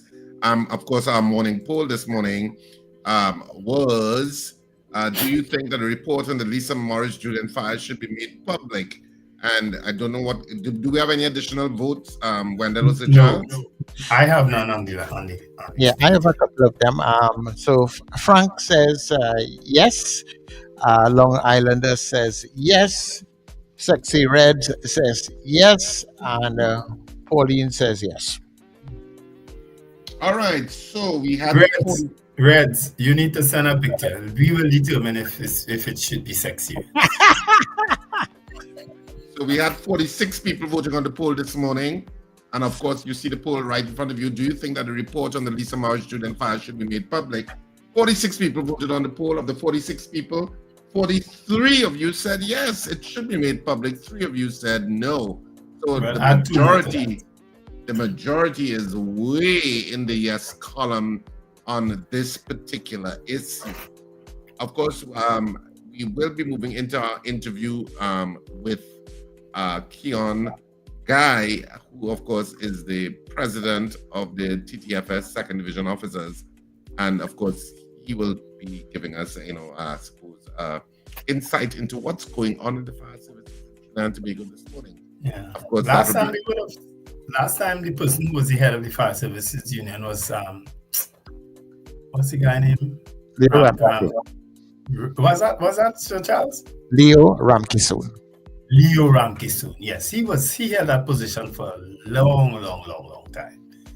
So it's now Keone Guy. Okay, all right. Yeah, so we can move straight in because we will move straight into our interview with Mr. Guy in our Let's Talk segment.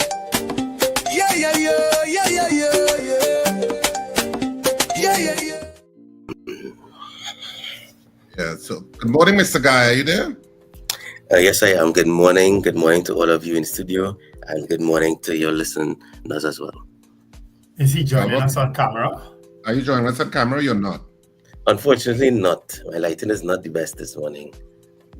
That's all right, Mr. Guy. You have a real voice for radio. You already have a voice for radio that people want to see you, Well, my voice is better than my face, probably.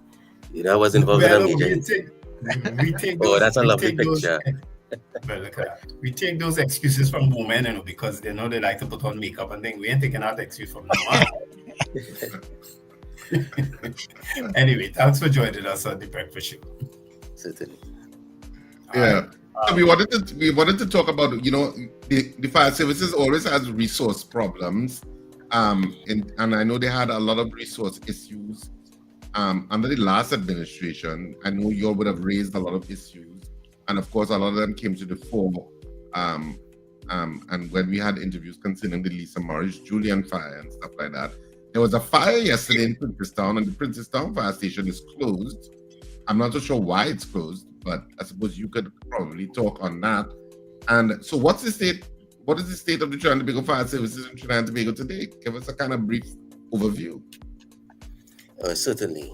The fire service is operating under extremely difficult circumstances that the Fire Service Association has alluded to for an extremely long time. Many fire stations are under-equipped, appliances are aging and frequently out of service, and officers lack basic personal protective equipment like breathing apparatus sets, structural firefighting gloves, and even protection for their respiratory protection for even small incidents like bushfires and so on. So we have a real issue with personal protective equipment, as well as beyond equipment, I would say the stations themselves. And this may take us a segue into what happened with Princestown. The stations themselves have a lot of structural challenges.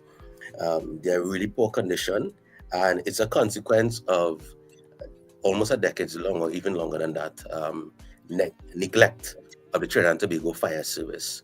And again, it reared head on December the 16th, where we had the death of the former minister. But every day, just like yesterday, persons are being displaced as a result of the fire services lack of resources. So for the incident in Princestown, the officers of the Princestown Fire Station were forced to be relocated as a result of structural issues to the building, as well as the station having a rodent infestation. That decision was made, I think, in around mid-June of last year. We visited with the officers there after we received several reports about the concerns. Now, these are not issues that came about overnight, as you would imagine. In fact, we had reported the issues at that station to the Occupational Safety and Health Agency more than a year prior to that. And they came, visited that station, and produced a report that had more than 35, I believe, non-conformances that they identified. And almost as of June last year, which was approximately a year later, the fire service had not addressed not a single one of those non-conformances. So the decision was made out of the safety of the fire officers, but quite reluctantly so, to have them relocated to much safer locations. And they were then posted at stations at Penal and Siparia, and of course at the headquarters in San Fernando. At the time, the Ministry of National Security and the then chief officer had committed towards finding alternative housing within the Princestown area because of the frequency of calls within Princestown, because of the nature of businesses that they have going on there, because of the population density, and because of the size, the geographical size of that area that the station is responsible for, which extends all the way north as far as Tabakit and so on. Princestown is responsible for, which is more than a 45-minute drive away, right? But they still have responsibility for that zone, all the way extending east to Rio Claro, and they're also responsible for areas like Moruga and so on. So it's a very, very critical station. However, as of today, that station still remains unoccupied, and unfortunately, no alternative arrangements have been made for the relocation of the officers within that region. So in that fire yesterday in Princestown, which fire tender responded then? From which station? I know we had responses from the Monrepo Fire Station, which is the headquarters station. That station, I would estimate the commute time is approximately 35 minutes, around there, 30 minutes. And that's considering a truck that is aging and that is also required to haul about 10,000 liters of water along the roadway as well. So the fire service, there are severe challenges, and we have said before that we are on the brink of collapse. It's my personal belief that we have now crossed that stage. And as a result, nothing else other than decisive, proactive leadership and necessary financial resources is required to take us out of the hole that we are presently in. Which ministry do you fall under right now, Mr. Guy? And also, who is the chief fire officer? We haven't heard a name associated with the fire services outside of yours for quite a while. I believe we are now under the Ministry of Homeland Security, Homeland Affairs. Homeland Security. Yeah, which is led by the Honorable Roger Alexander. We have, as an association, we've written to him, of course, congratulating him on his victory at the polls, as well as his appointment to the ministry, and requesting a meeting to highlight some of these very concerns that I'm addressing here this morning. The chief fire officer, we had a change in the chief officer as of September last year, September 2024, on the retirement of Mr. Retired now Chief Fire Officer Arnold Bristow. We had the acting appointment of Chief Officer now, Mr.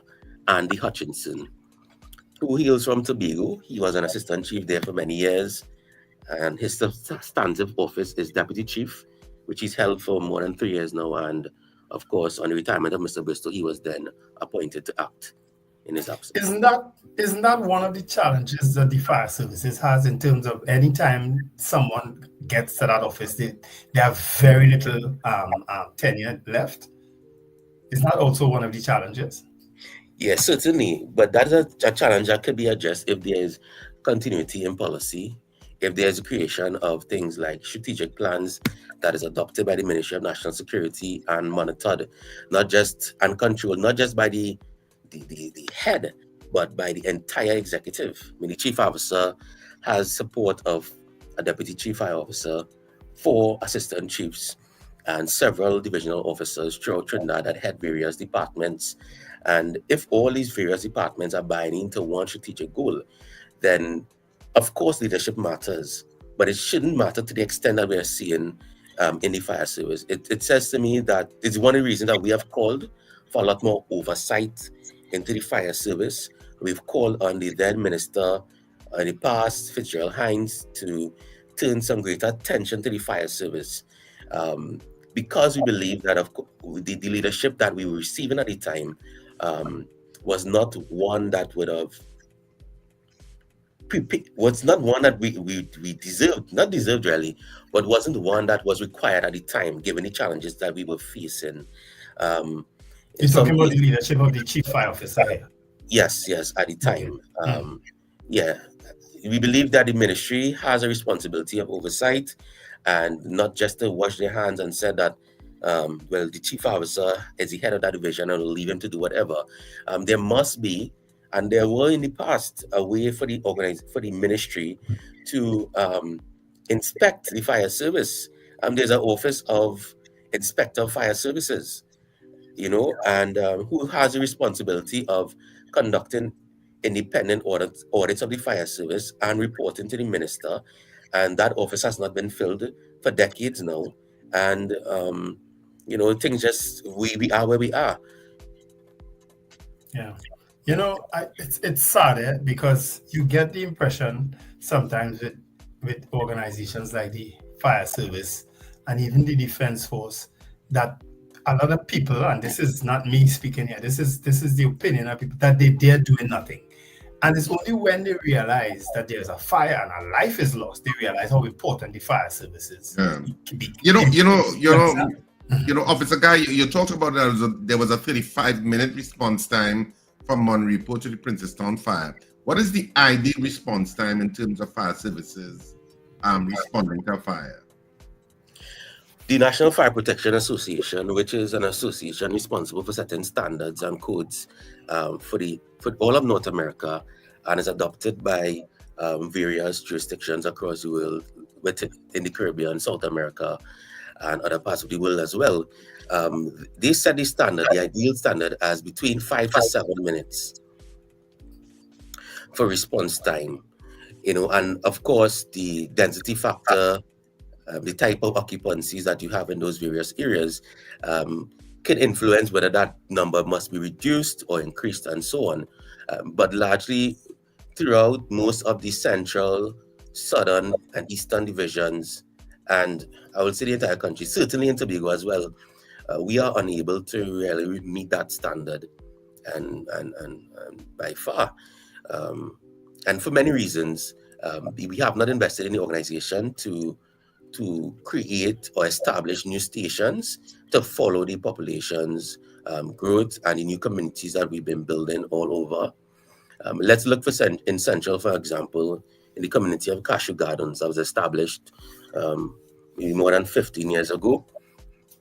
Cashew Gardens was established east of the North-South Highway, and the nearest fire station to that is the Chagonas Fire Station, that is located closer to the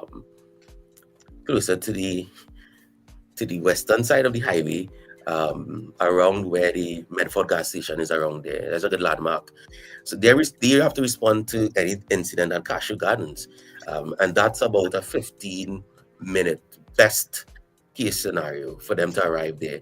But they are also responsible for areas like Caparo and those settlements in the back down there as well. So a large part of the central, southern Tobago, certainly, and northern parts of Trinidad and Tobago are left exposed and without, in some cases, any response whatsoever from the fire service. Is there a comprehensive document that details all of these shortcomings with recommendations for the respective ministry or minister to deal with? Like, do you all have documented all of this? Like, these are the resources we need. This is where you should have fire stations, in keeping with the response time that you're suggesting, that you said is the international sort of standard, 5 to 7 minute window. Do you all have recommendations that are itemized in some document that you can present to the minister and say, look, this is what we need. This is what we think the blueprint is for making the fire services come out of the brink of collapse? The last time such a report was done, I believe, was under the same very Mr. Roosevelt Bruce at his time as a chief officer, and that is going back almost a decade plus. And coming out of that report is where the decision was made, and this all formed part of the 2020 vision and so on, to build stations like in Aruca, Penal, and various regions as well. Unfortunately, that report has essentially been abandoned in recent times by recent governments. The present chief officer and the one prior had engaged in a risk assessment to attempt to collect that data again to make recommendations to cabinet. But from the association standpoint, we have identified several areas where we believe the population density and the type of industries that occur in those regions alone justify the establishment of additional fire stations. And most of us, well, I guess you guys might be familiar with the West, so I'll just use the West and the North region for the while. There's no fire station to cover the entire north coast of Trinidad and Tobago, right? The station that is responsible for responding to incidents on the North Coast Road, like in Las Cuevas, Maracas, and Lafayette in that region, is the Santa Cruz Fire Station. And that station has not had a firefighting appliance for more than a decade. So that response is now left to the Sawa Fire Station that is located on the Eastern Main Road in Sawa, in the Quays itself, to respond to road traffic accidents all the way from Maracas. That entire strip goes straight down. And being an officer attached to that station for the past 5 years, I would say that our best response time to incidents in Maracas, just before we reach the bay, is approximately 20 minutes, right? So we respond to road traffic accidents in that region where persons are in have severe injuries and require immediate emergency medical care. And so you have the incident occurring, then you have about 25 to 30 minutes better is our response time to that region. It's closer to half an hour. And then we take 30 minutes to arrive. Then we take another probably 15 or 20 minutes to extricate that person from the vehicle, have them packaged, and then they are then transported to Port of Spain General Hospital. So that region really requires a fire station to cover parts of all that Blanchishes and all the surrounding communities that is well built up. You have persons who have invested in their homes, invested in their businesses on the beachfront, in hotels. We have police stations and other areas that we consider to be high risk. And I think that justifies the construction of a fire station areas within Tobago is another area that is kind of largely unprotected. The air response comes from Sangre Grande. And Arima itself should probably have about 2 or 3 fire stations, or certainly 2 or 3 fire tenders, given its population density. I mean, Arima is growing. Arima is one of the most popular areas in Trinidad and Tobago. It's well developed. There's a lot of industry, a lot of businesses. There are factories, processing plants, and for Arima to still today in 2025 just have 1 fire station with 1 truck is one of the reasons, or one of the contributing factors we believe that led to the death of Ms. Morris-Julian and her kids. And we would have highlighted that as a Fire Service Association, when most persons would have taken the opportunity to blame the fire service, and the Prime Minister at the time said that they needed explanation as to why the fire service's response was the way it was, with the station sitting so closely by and without reading a single report. Stick up in there, Mr. Guy, because you opened the door to my question that I've been trying to ask. I'm glad you were here. Now, we had a minister who perished in a fire along with 2 of her children. A fire that got in her home just around the corner from the fire station. Now, we would have heard all manner of stories back then about they got a call to go to Brazil village or some village down in La Hoqueta side. We would have heard that, and they took time to come back. We would have heard all manner of things back then. There was no water. All manner of things. You, as the head of this association, would probably be in the best position to actually tell us what happened. Now, we have a change of government. The line minister is no longer there. The Prime Minister is no longer there. So I want you to speak freely this morning, Mr. Guy, and tell this nation what happened that day that Lisa Morris-Julian and her children perished in that fire. Well, thank you for that question. And we have been speaking freely, regardless of who sat in the chair as the minister or the Prime Minister. We believe because our first responsibility is to the citizens of this country. It's not to the leadership within the fire service. It's not to protect our own image or the image of any politician. It's to the citizens, because we took our oath to protect them. And fire safety is our passion. We didn't just become firefighters just because it was a job. To really see an incident where a building is on the verge of collapse, smoke and flames is bellowing out, and to make the decision to enter into that building is not something the average person might be willing to do. It takes a special type of person to sign up for these types of jobs and to do it well. And we have a number of officers throughout the Trinidad and Tobago Fire Service that fall within that category of excellent officers, especially at a time when we have these challenges of lack of breathing apparatus sets and so on. So on the death of the minister, we as the association sent out a press release, a letter I myself penned, and we said this strategy will reoccur again. And this was days after. And we attempted to add be a sobering voice to what was occurring, a calming voice. We wanted to raise the alarm, but and also set the record straight that this wasn't because fire officers were sleeping in the station or they were afraid to respond to some fire call and they chose not to respond. On the contrary, those officers were in fact already in another emergency, and that emergency came in as a structural commercial fire.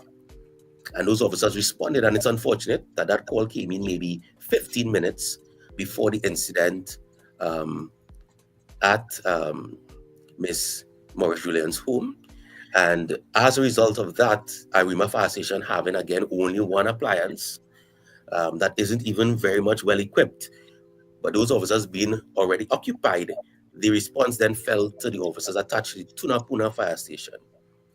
And in that press release, we highlighted that Tunapuna Fire Station is more than 15 kilometers away from the scene of the fire call that claimed the life of the minister. So 15 kilometers away with an appliance that is more than 25 years old, that requires approximately 8 minutes to warm up, so to speak. because that vehicle has a defect assigned to that station that requires it to build pressure, right? Build pressure in its pneumatic tanks that are responsible for the braking systems. And until that vehicle reaches the desired pressure, the vehicle will not allow the officers to disengage the handbrakes and proceed. So those officers receive a call of a house fire. It's 15 kilometers away.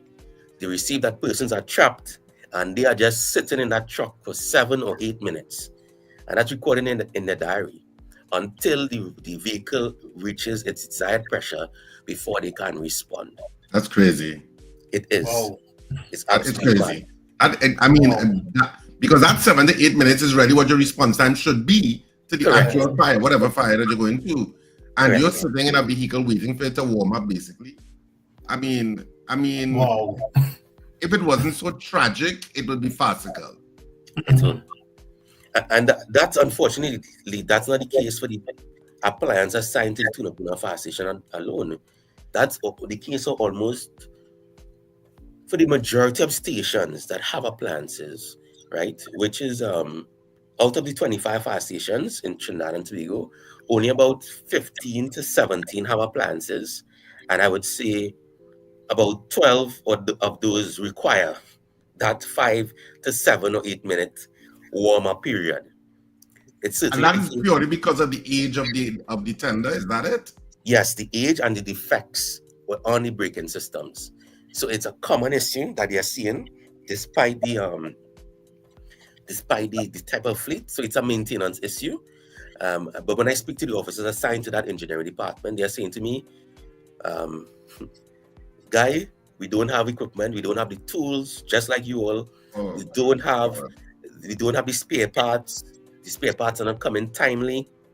And as a consequence, there's not much we can do. They are literally keeping these trucks on the road with duct tape and Keone, straps. You know what I don't understand in all of this, because all of that is ridiculous. All of what you're saying there is absolutely ridiculous. That is taking place in the country, and for something like fires. So a lot of citizens listening will be like, "Oh God, well, I have to make sure that I don't ever have a fire in my house, because you don't know how long they're going to take to respond, or where they would be, or the engine have to warm up for 8 minutes before they respond." That's what you're going to be thinking, and of course, many times it's a life or death situation beyond the loss, the material loss that people suffer. But you know what I don't understand, Officer Guy? After Lisa Morris-Julian, because that was a very affecting fire in terms of the country because of the 2 children. All fires are affecting to the national psyche, especially when people die. It makes national news, and there's an outpouring of sorrow. But this one hit home in a particular kind of way, in addition to which it was in the corridors of power that were affected. The Prime Minister and all of these people were there, the Minister of National Security at the time. After that happened, one would think, logically, they would say, fire services, what do you need? This must never happen again. This must never happen again. So I cannot understand what lethargy would have prevented that response. Well, what would have prevented that? And this is again me speculating at the timing of that unfortunate incident, which, as we know now, was on the heels of an election. So I believe that the government looked at it, the cabinet, and the Prime Minister himself, him knowing holding all the cards as to when they intended to call the election, knew that there would have been some political exposure to his cabinet. Because it is not now that the Fire Service Association has been ringing that alarm bell and indicating that there are severe challenges.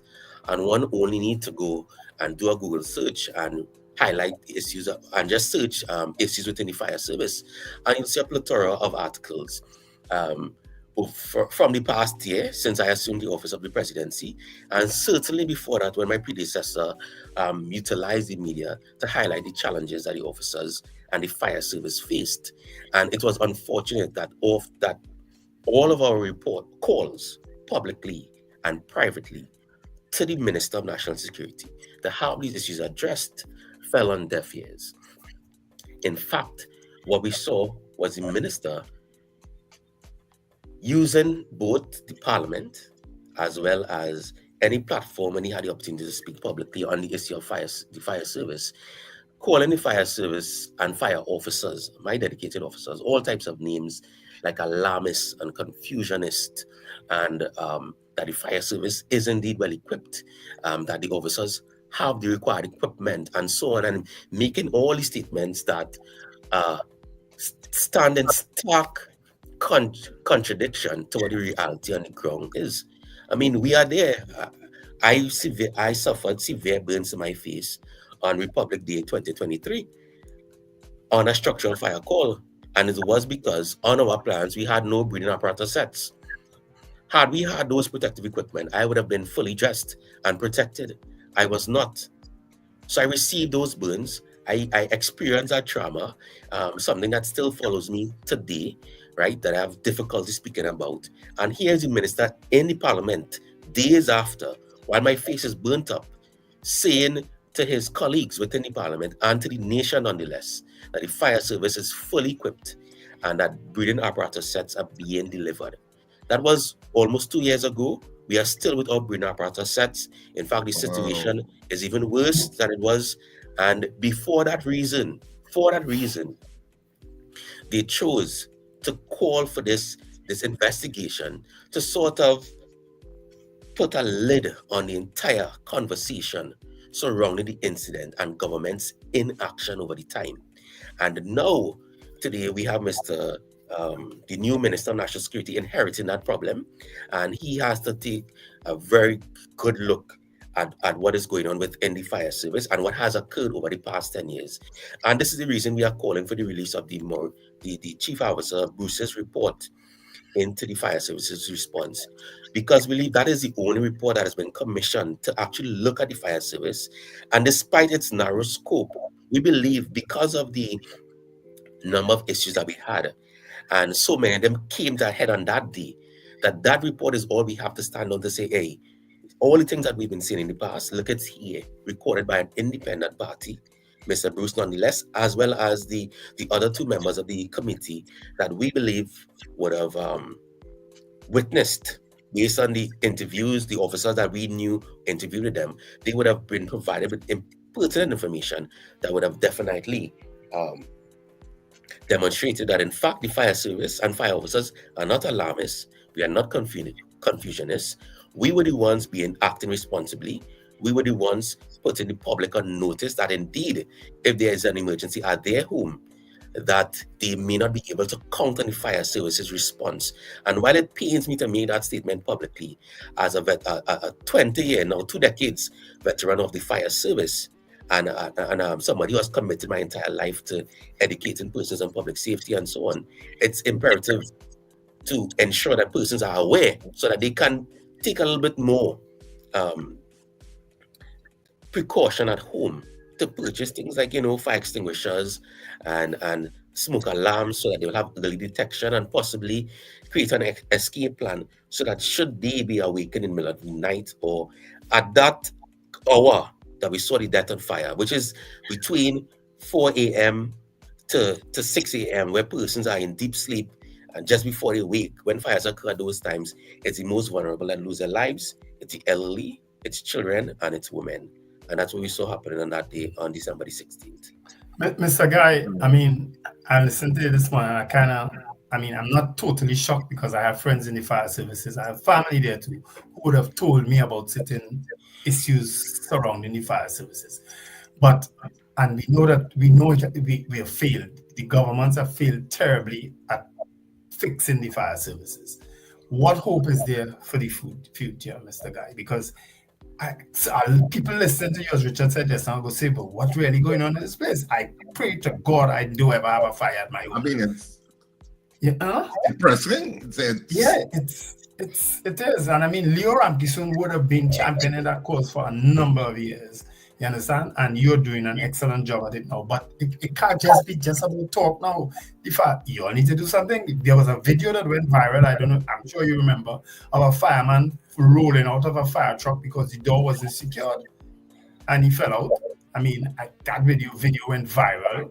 I mean, what hope is there for the Trinidad Tobago fire services? Well, the hope is in this. The hope is in that the fact that we have officers, despite being greatly demoralized, remain committed to duty.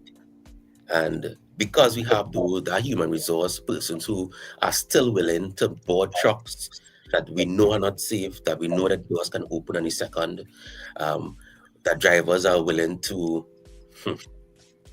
against better advice, drive vehicles that might have defective braking or steering issues, that we have fire officers that might be willing to brave conditions that will not support life, like, smoke-filled environments, and so on. For that reason, there's still hope. So we have officers that are committed.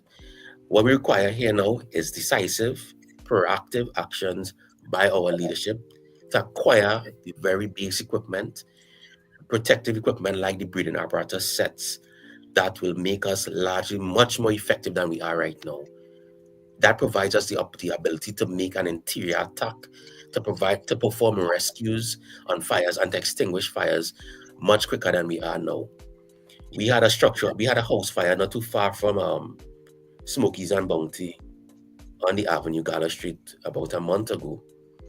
And that was a relatively minor incident that normally one fire station, especially the Rice Road Fire Station, would normally handle on their own.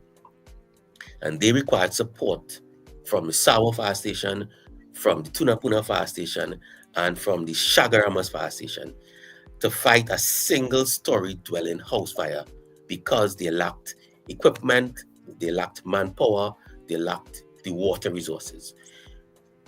So that is what is happening right now in incidents. Crazy. That's crazy. It's like a horror story that you're revealing here today. I don't know if you're willing to take some calls, Officer Guy. Oh, certainly I am. Yeah. So we can open up our lines at this point, 281-1315, 281-1315, so you can WhatsApp call us or direct call us on the breakfast show this morning. 281-1315, 281-1315. We're taking your calls. Officer, between the Officer Keone Guy, President of the Trinidad Fire Services 2nd Division Officers, and telling us about the considerable issues faced by the fire services. Yeah, but I didn't miss it there, Mr. Guy, and I really pray for you. I didn't miss what you said just now about your personal experience and as to why you don't have on your camera. I didn't miss that. Yeah. I didn't miss that. Mr. Guy, let me take the call and then I'll ask you what I wanted to. Caller, good morning to you. Welcome. Good morning, Fire Officer here. Mr. Guy, in my 33 years in New York, I have calls. I'm in fire safety. And the things you are speaking about, not one single of those things, I work at FDNY in different occasions, not one single of those things exists up here. What you are speaking about is like for a horror movie. And all I could say is, I really, really hope that the new government come out and help you all. That's all I could say. I wish you all the best, Mr. Guy, because you are in a bad way. All right, so have a great day. That's far away. Yeah. You know what's the sadder thing about it? Because of the situation with crime in this country, when a minister goes in there in terms of national security, that's been their focus. That's it, so the other arms underneath them get neglected, and you're clearly showing that now. You may be suffering from neglect. Well, the good sign is that the minister has so far met with the chief fire officer and his executive, I think last week. That indicates that he sees fire service as a priority. Again, we have written to him as the association for a meeting as well, to shine a different perspective on some of the issues and the solutions that we have to them. And we look forward to that meeting. But going back to what the caller said there, I would have publicly challenged the minister or any other citizen of Trinidad and Tobago to find me example of any other fire department across the world that has the challenges that we have with things like no breathing apparatus set. I mean, I'm sitting here and watching Ukraine fight a war. I'm watching the officers in Ukraine and Russia respond to emergencies, and they're in the midst of a war, and they have their breathing apparatus sets. I'm seeing that across the Middle East in all the incidents that occur in there. When the emergency services are responding, those fire officers are responding with their breathing apparatus sets. And here we are in Trinidad and Tobago, one of the wealthiest nations in the Western Hemisphere. And the fire officers and the fire services saying that we don't have breathing apparatus sets. Not only that we don't have, but we have not had for going on almost 7 years now. And I just want to make this point. Again, the statements by that then minister, repeatedly making statements that were not consistent with what the reality was on the ground, that we had those breathing apparatus sets, have put not only citizens' lives, but a number of my officers' lives at risk as well. We saw. Hello? Did we lose him? I hope not. No, I'm thinking that he's still there. Yeah, maybe it's the internet that got just off. He may have silenced he may have inadvertently muted his mic. Yeah, probably. Ken, check your microphone. Make sure you didn't miss it. Good morning to you, caller. Nobody calling out Pine's name or Rowley name and criticizing them the way they're supposed to be criticized on this channel. But these things are now happening per se, putting to Mr. Guy. This happened for decades. You understand? Heinz came on television and say, we get a new tenders, we get a new this. You understand? And these ministers, I don't know why people in Laventille keep voting PNM. You understand? Because this is so ridiculous. You understand? Right now, we basically in Trinidad on a siege. If fire really take place in Trinidad, we really in a siege, and nobody's really criticizing the past government for exactly what's going on for over 10 years or more in the fire service. We concentrate on a fair statement because Mr. Guy has done it. Mr. Guy has been very forthright with his criticisms. Yeah. But as somebody in the chat put this, if these things are happening for the last 25 years, we have had different governments for the last 25 years who have not paid enough attention to the fire services clearly. All right. Is he back now? Officer Guy, are you there?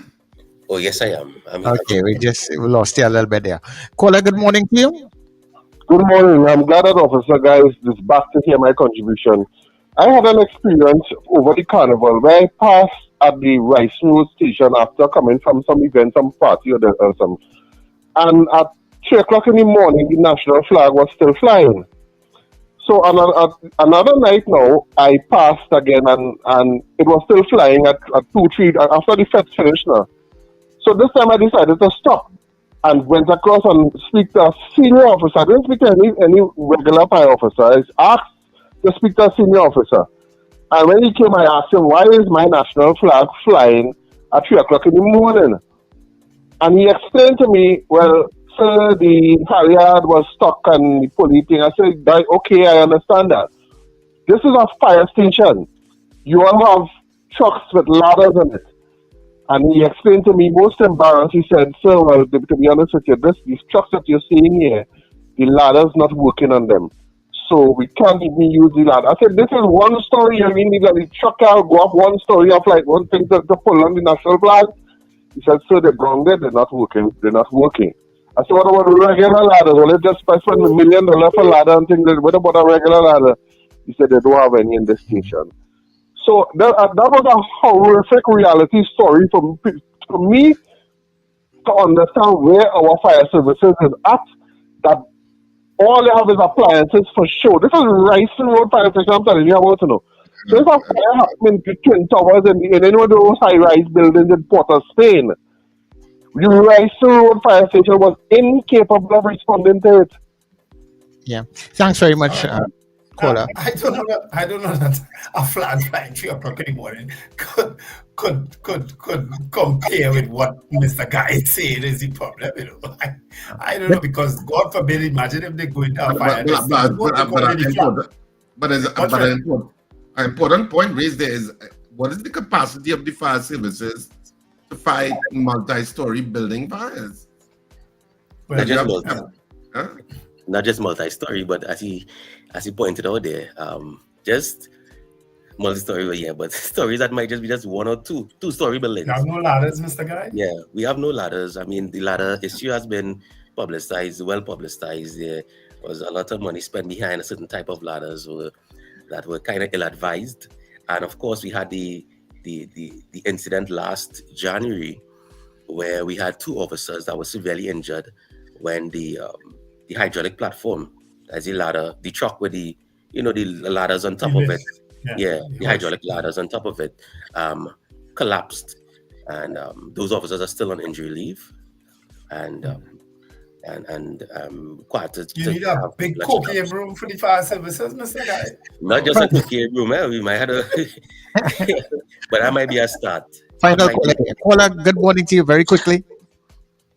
Bless good morning again. Every year in and out, the same thing, same khaki pants. Why it is the wait until I'm in the starter dead now. Go for a regular person that under the street that under the flooring. I'm in the starter die. For them to wake up to realize, oh, the officers have got all pleading for that for years. For years. You don't wait until something happens and then bam. Or you want to pick up the fire trucks and they still lacking fire trucks. When will we get it together? Thanks very much, caller. Even after the minister, if you want to say that the minister was some sort of motivating factor for action, nothing happened. Nothing happened. Yeah. But before you go, Kian, I would just like to find out, because I know for years, I mean, in a different places, more than 12 years, we've been talking about a lot of these things. But I know there was an issue also with fire officers and their retirement and what was due to them and timing and stuff. Has those issues been resolved as yet? Some of those matters are now before the courts. We sought the court's assistance in having these matters resolved. I imagine you're probably speaking about the auxiliary officers that retired. Yes. Yeah. So that matter is before the court, and we look forward to a judgment coming up very soon. Despite it being before the industrial court and the unions highlighting the challenges that we've had there, we are confident in seeing some victory very shortly on that matter. But yes, we've had other issues. We have issues with the tenure of some auxiliary officers as well. We are looking to get the absorption. I think he's having some either internet or mic problems. He's either having internet or mic problems. That's the end. Are you hearing the guy? I don't know if he's probably hearing us, but we're not hearing him. Yeah, but something is just... Anyway, but this is where we're going to have to leave it anyway. So, Officer Guy, I mean, if you are hearing us, thank you so much for joining us on the breakfast show this morning. We appreciate you taking the time to speak with us. But of course, we need to move. Well, we certainly have him back because let's. He said that the new minister reached out to him, and let's hope that this government that a lot of people are championing their cause in the chat will work and make the difference. You understand? The last government we have to go to our 8 o'clock news at this point, and so we'll be right back after the 8 o'clock news.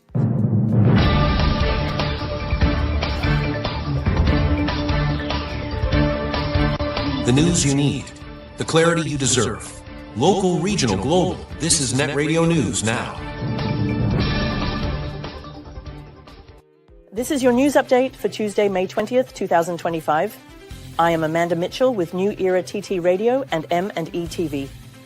Over 40 incidents of flooding, landslips, and fallen trees were reported across Trinidad on Sunday, prompting a full-scale response from members of Parliament and local government officials. The emergency response came as the adverse weather alert was extended to 6 p.m. yesterday due to persistent rainfall and thunderstorms. Prime Minister Kamla Persad Bissessar instructed all MPs to assist their constituencies and assigned key ministers to coordinate relief efforts.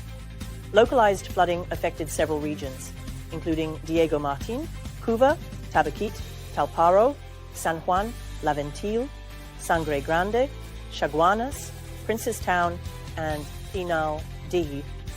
Crews worked to clear clogged waterways, distribute sandbags, and respond to fallen trees and landslides.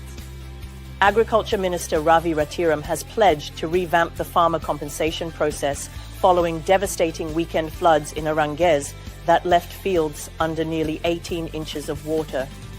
Touring the affected area at Samaru Trace on Saturday, Ratiram described the damage as heartbreaking, blaming the previous administration for failing to clear watercourses and maintain drainage systems. One farmer estimated her losses at over $140,000. Ratiram argued that compensation should be based on productivity rather than land tenure, acknowledging that many farmers rent land and lack formal leases. Meanwhile, Works Minister Jalen John said over 100 drainage projects are being prepared for approval, with a focus on desilting and flood prevention. Tobago People's Party leader Farley Augustine is urging supporters to prepare for the next Tobago House of Assembly election. Speaking at a Thanksgiving event over the weekend, Augustine referenced the biblical parable of the 10 virgins, warning supporters to be ready, as the election date is unknown but imminent. The event was part of celebrations marking the TPP's historic victory over the People's National Movement in both Tobago East and West seats during last month's general election. Augustine, who also serves as THA Chief Secretary, reaffirmed the party's commitment to securing Tobago's autonomy. Newly elected MPs David Thomas and Joel Sampson also thanked voters ahead of their official swearing-in Trinidad on May 23rd. Due to persistent adverse weather, a yellow-level adverse weather alert remains in effect. The Meteorological Office advises that there is an 80% chance of periods of intermittent rainfall of varying intensities and isolated thunderstorms over Trinidad, especially across southern and central areas where recent rainfall has already saturated some locations. Tobago has a medium 60% chance of isolated heavy showers or thunderstorms. Despite the heavy rainfall, the country will continue to experience high levels of Saharan dust, which may reduce visibility and air quality at times. You are listening to news on New Era TT Radio. In regional news, the Jamaica Constabulary Force is reporting an 18% recovery rate of stolen vehicles as motor vehicle theft increases by 6% so far this year.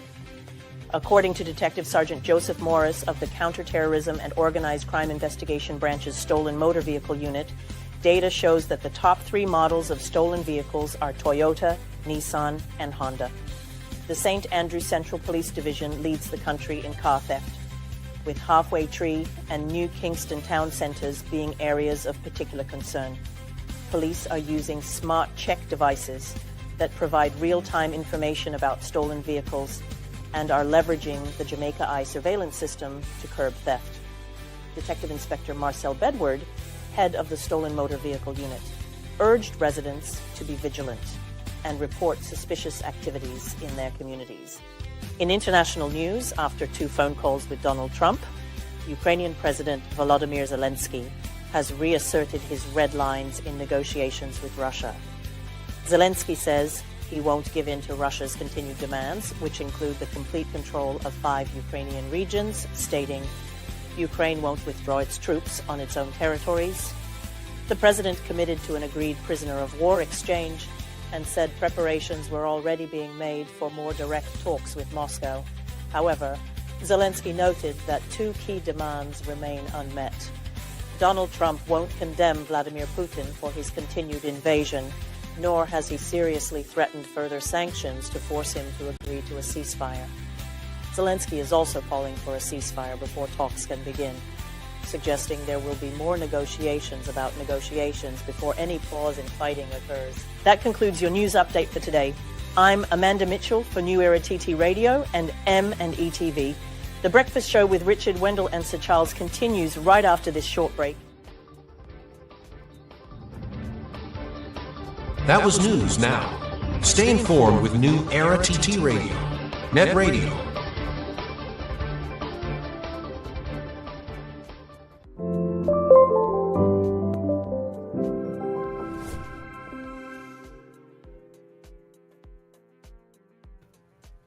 Port of Spain, we are finally here. RSRR Productions, Married and Mischievous, finally comes to Port of Spain at Queen's Hall for 2 nights only on Saturday the 24th of May at 8:30 p.m. and Sunday the 25th at 6:30 p.m. Come see the play that everybody's talking about, strictly for adults only. The Scandalous, Married and Mischievous at Queen's Hall. Tickets available at all our usual outlets and at the Queen's Hall box office. This is not just a play, it's an experience. Don't miss it.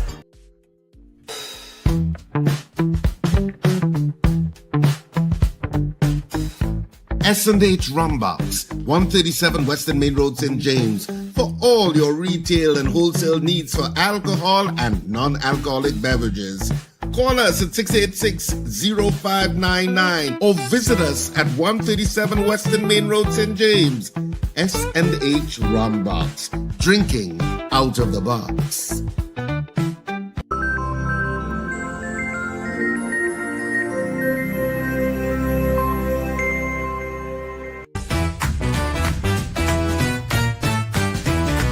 Advertise with us on New Era TT Radio, the fastest growing streaming platform for talk in Trinidad and Tobago. Audio and video ads welcome. Elevate your brand with us.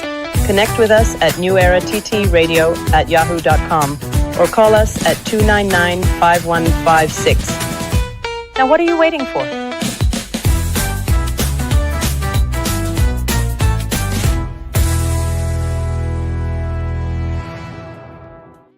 Of course, this is where we wrap it up on the breakfast show, and say our goodbyes as we head out on this Tuesday morning. And of course, we'll be back by tomorrow morning.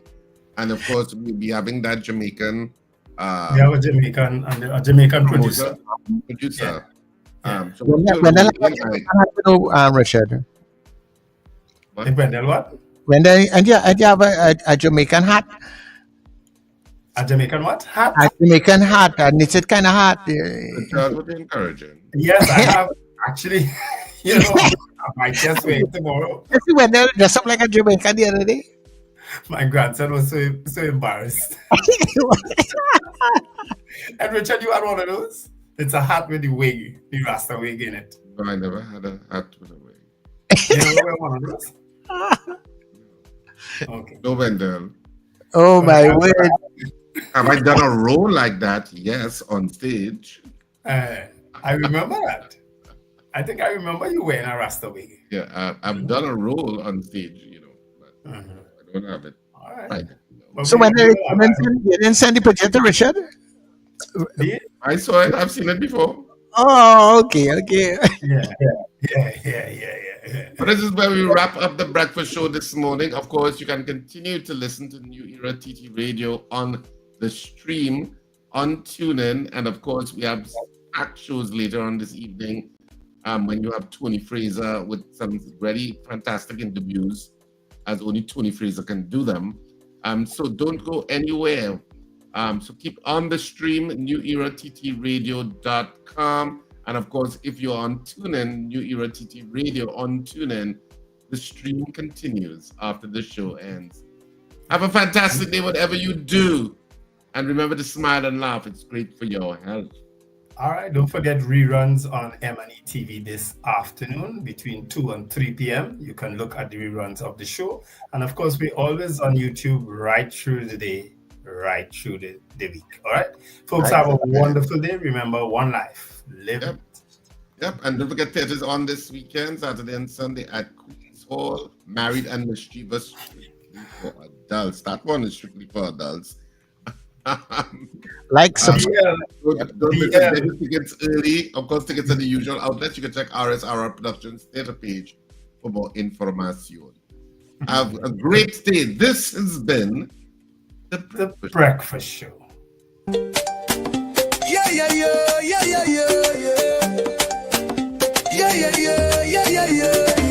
Wake up, it's a brand new dawn. The breakfast show got the vibes turned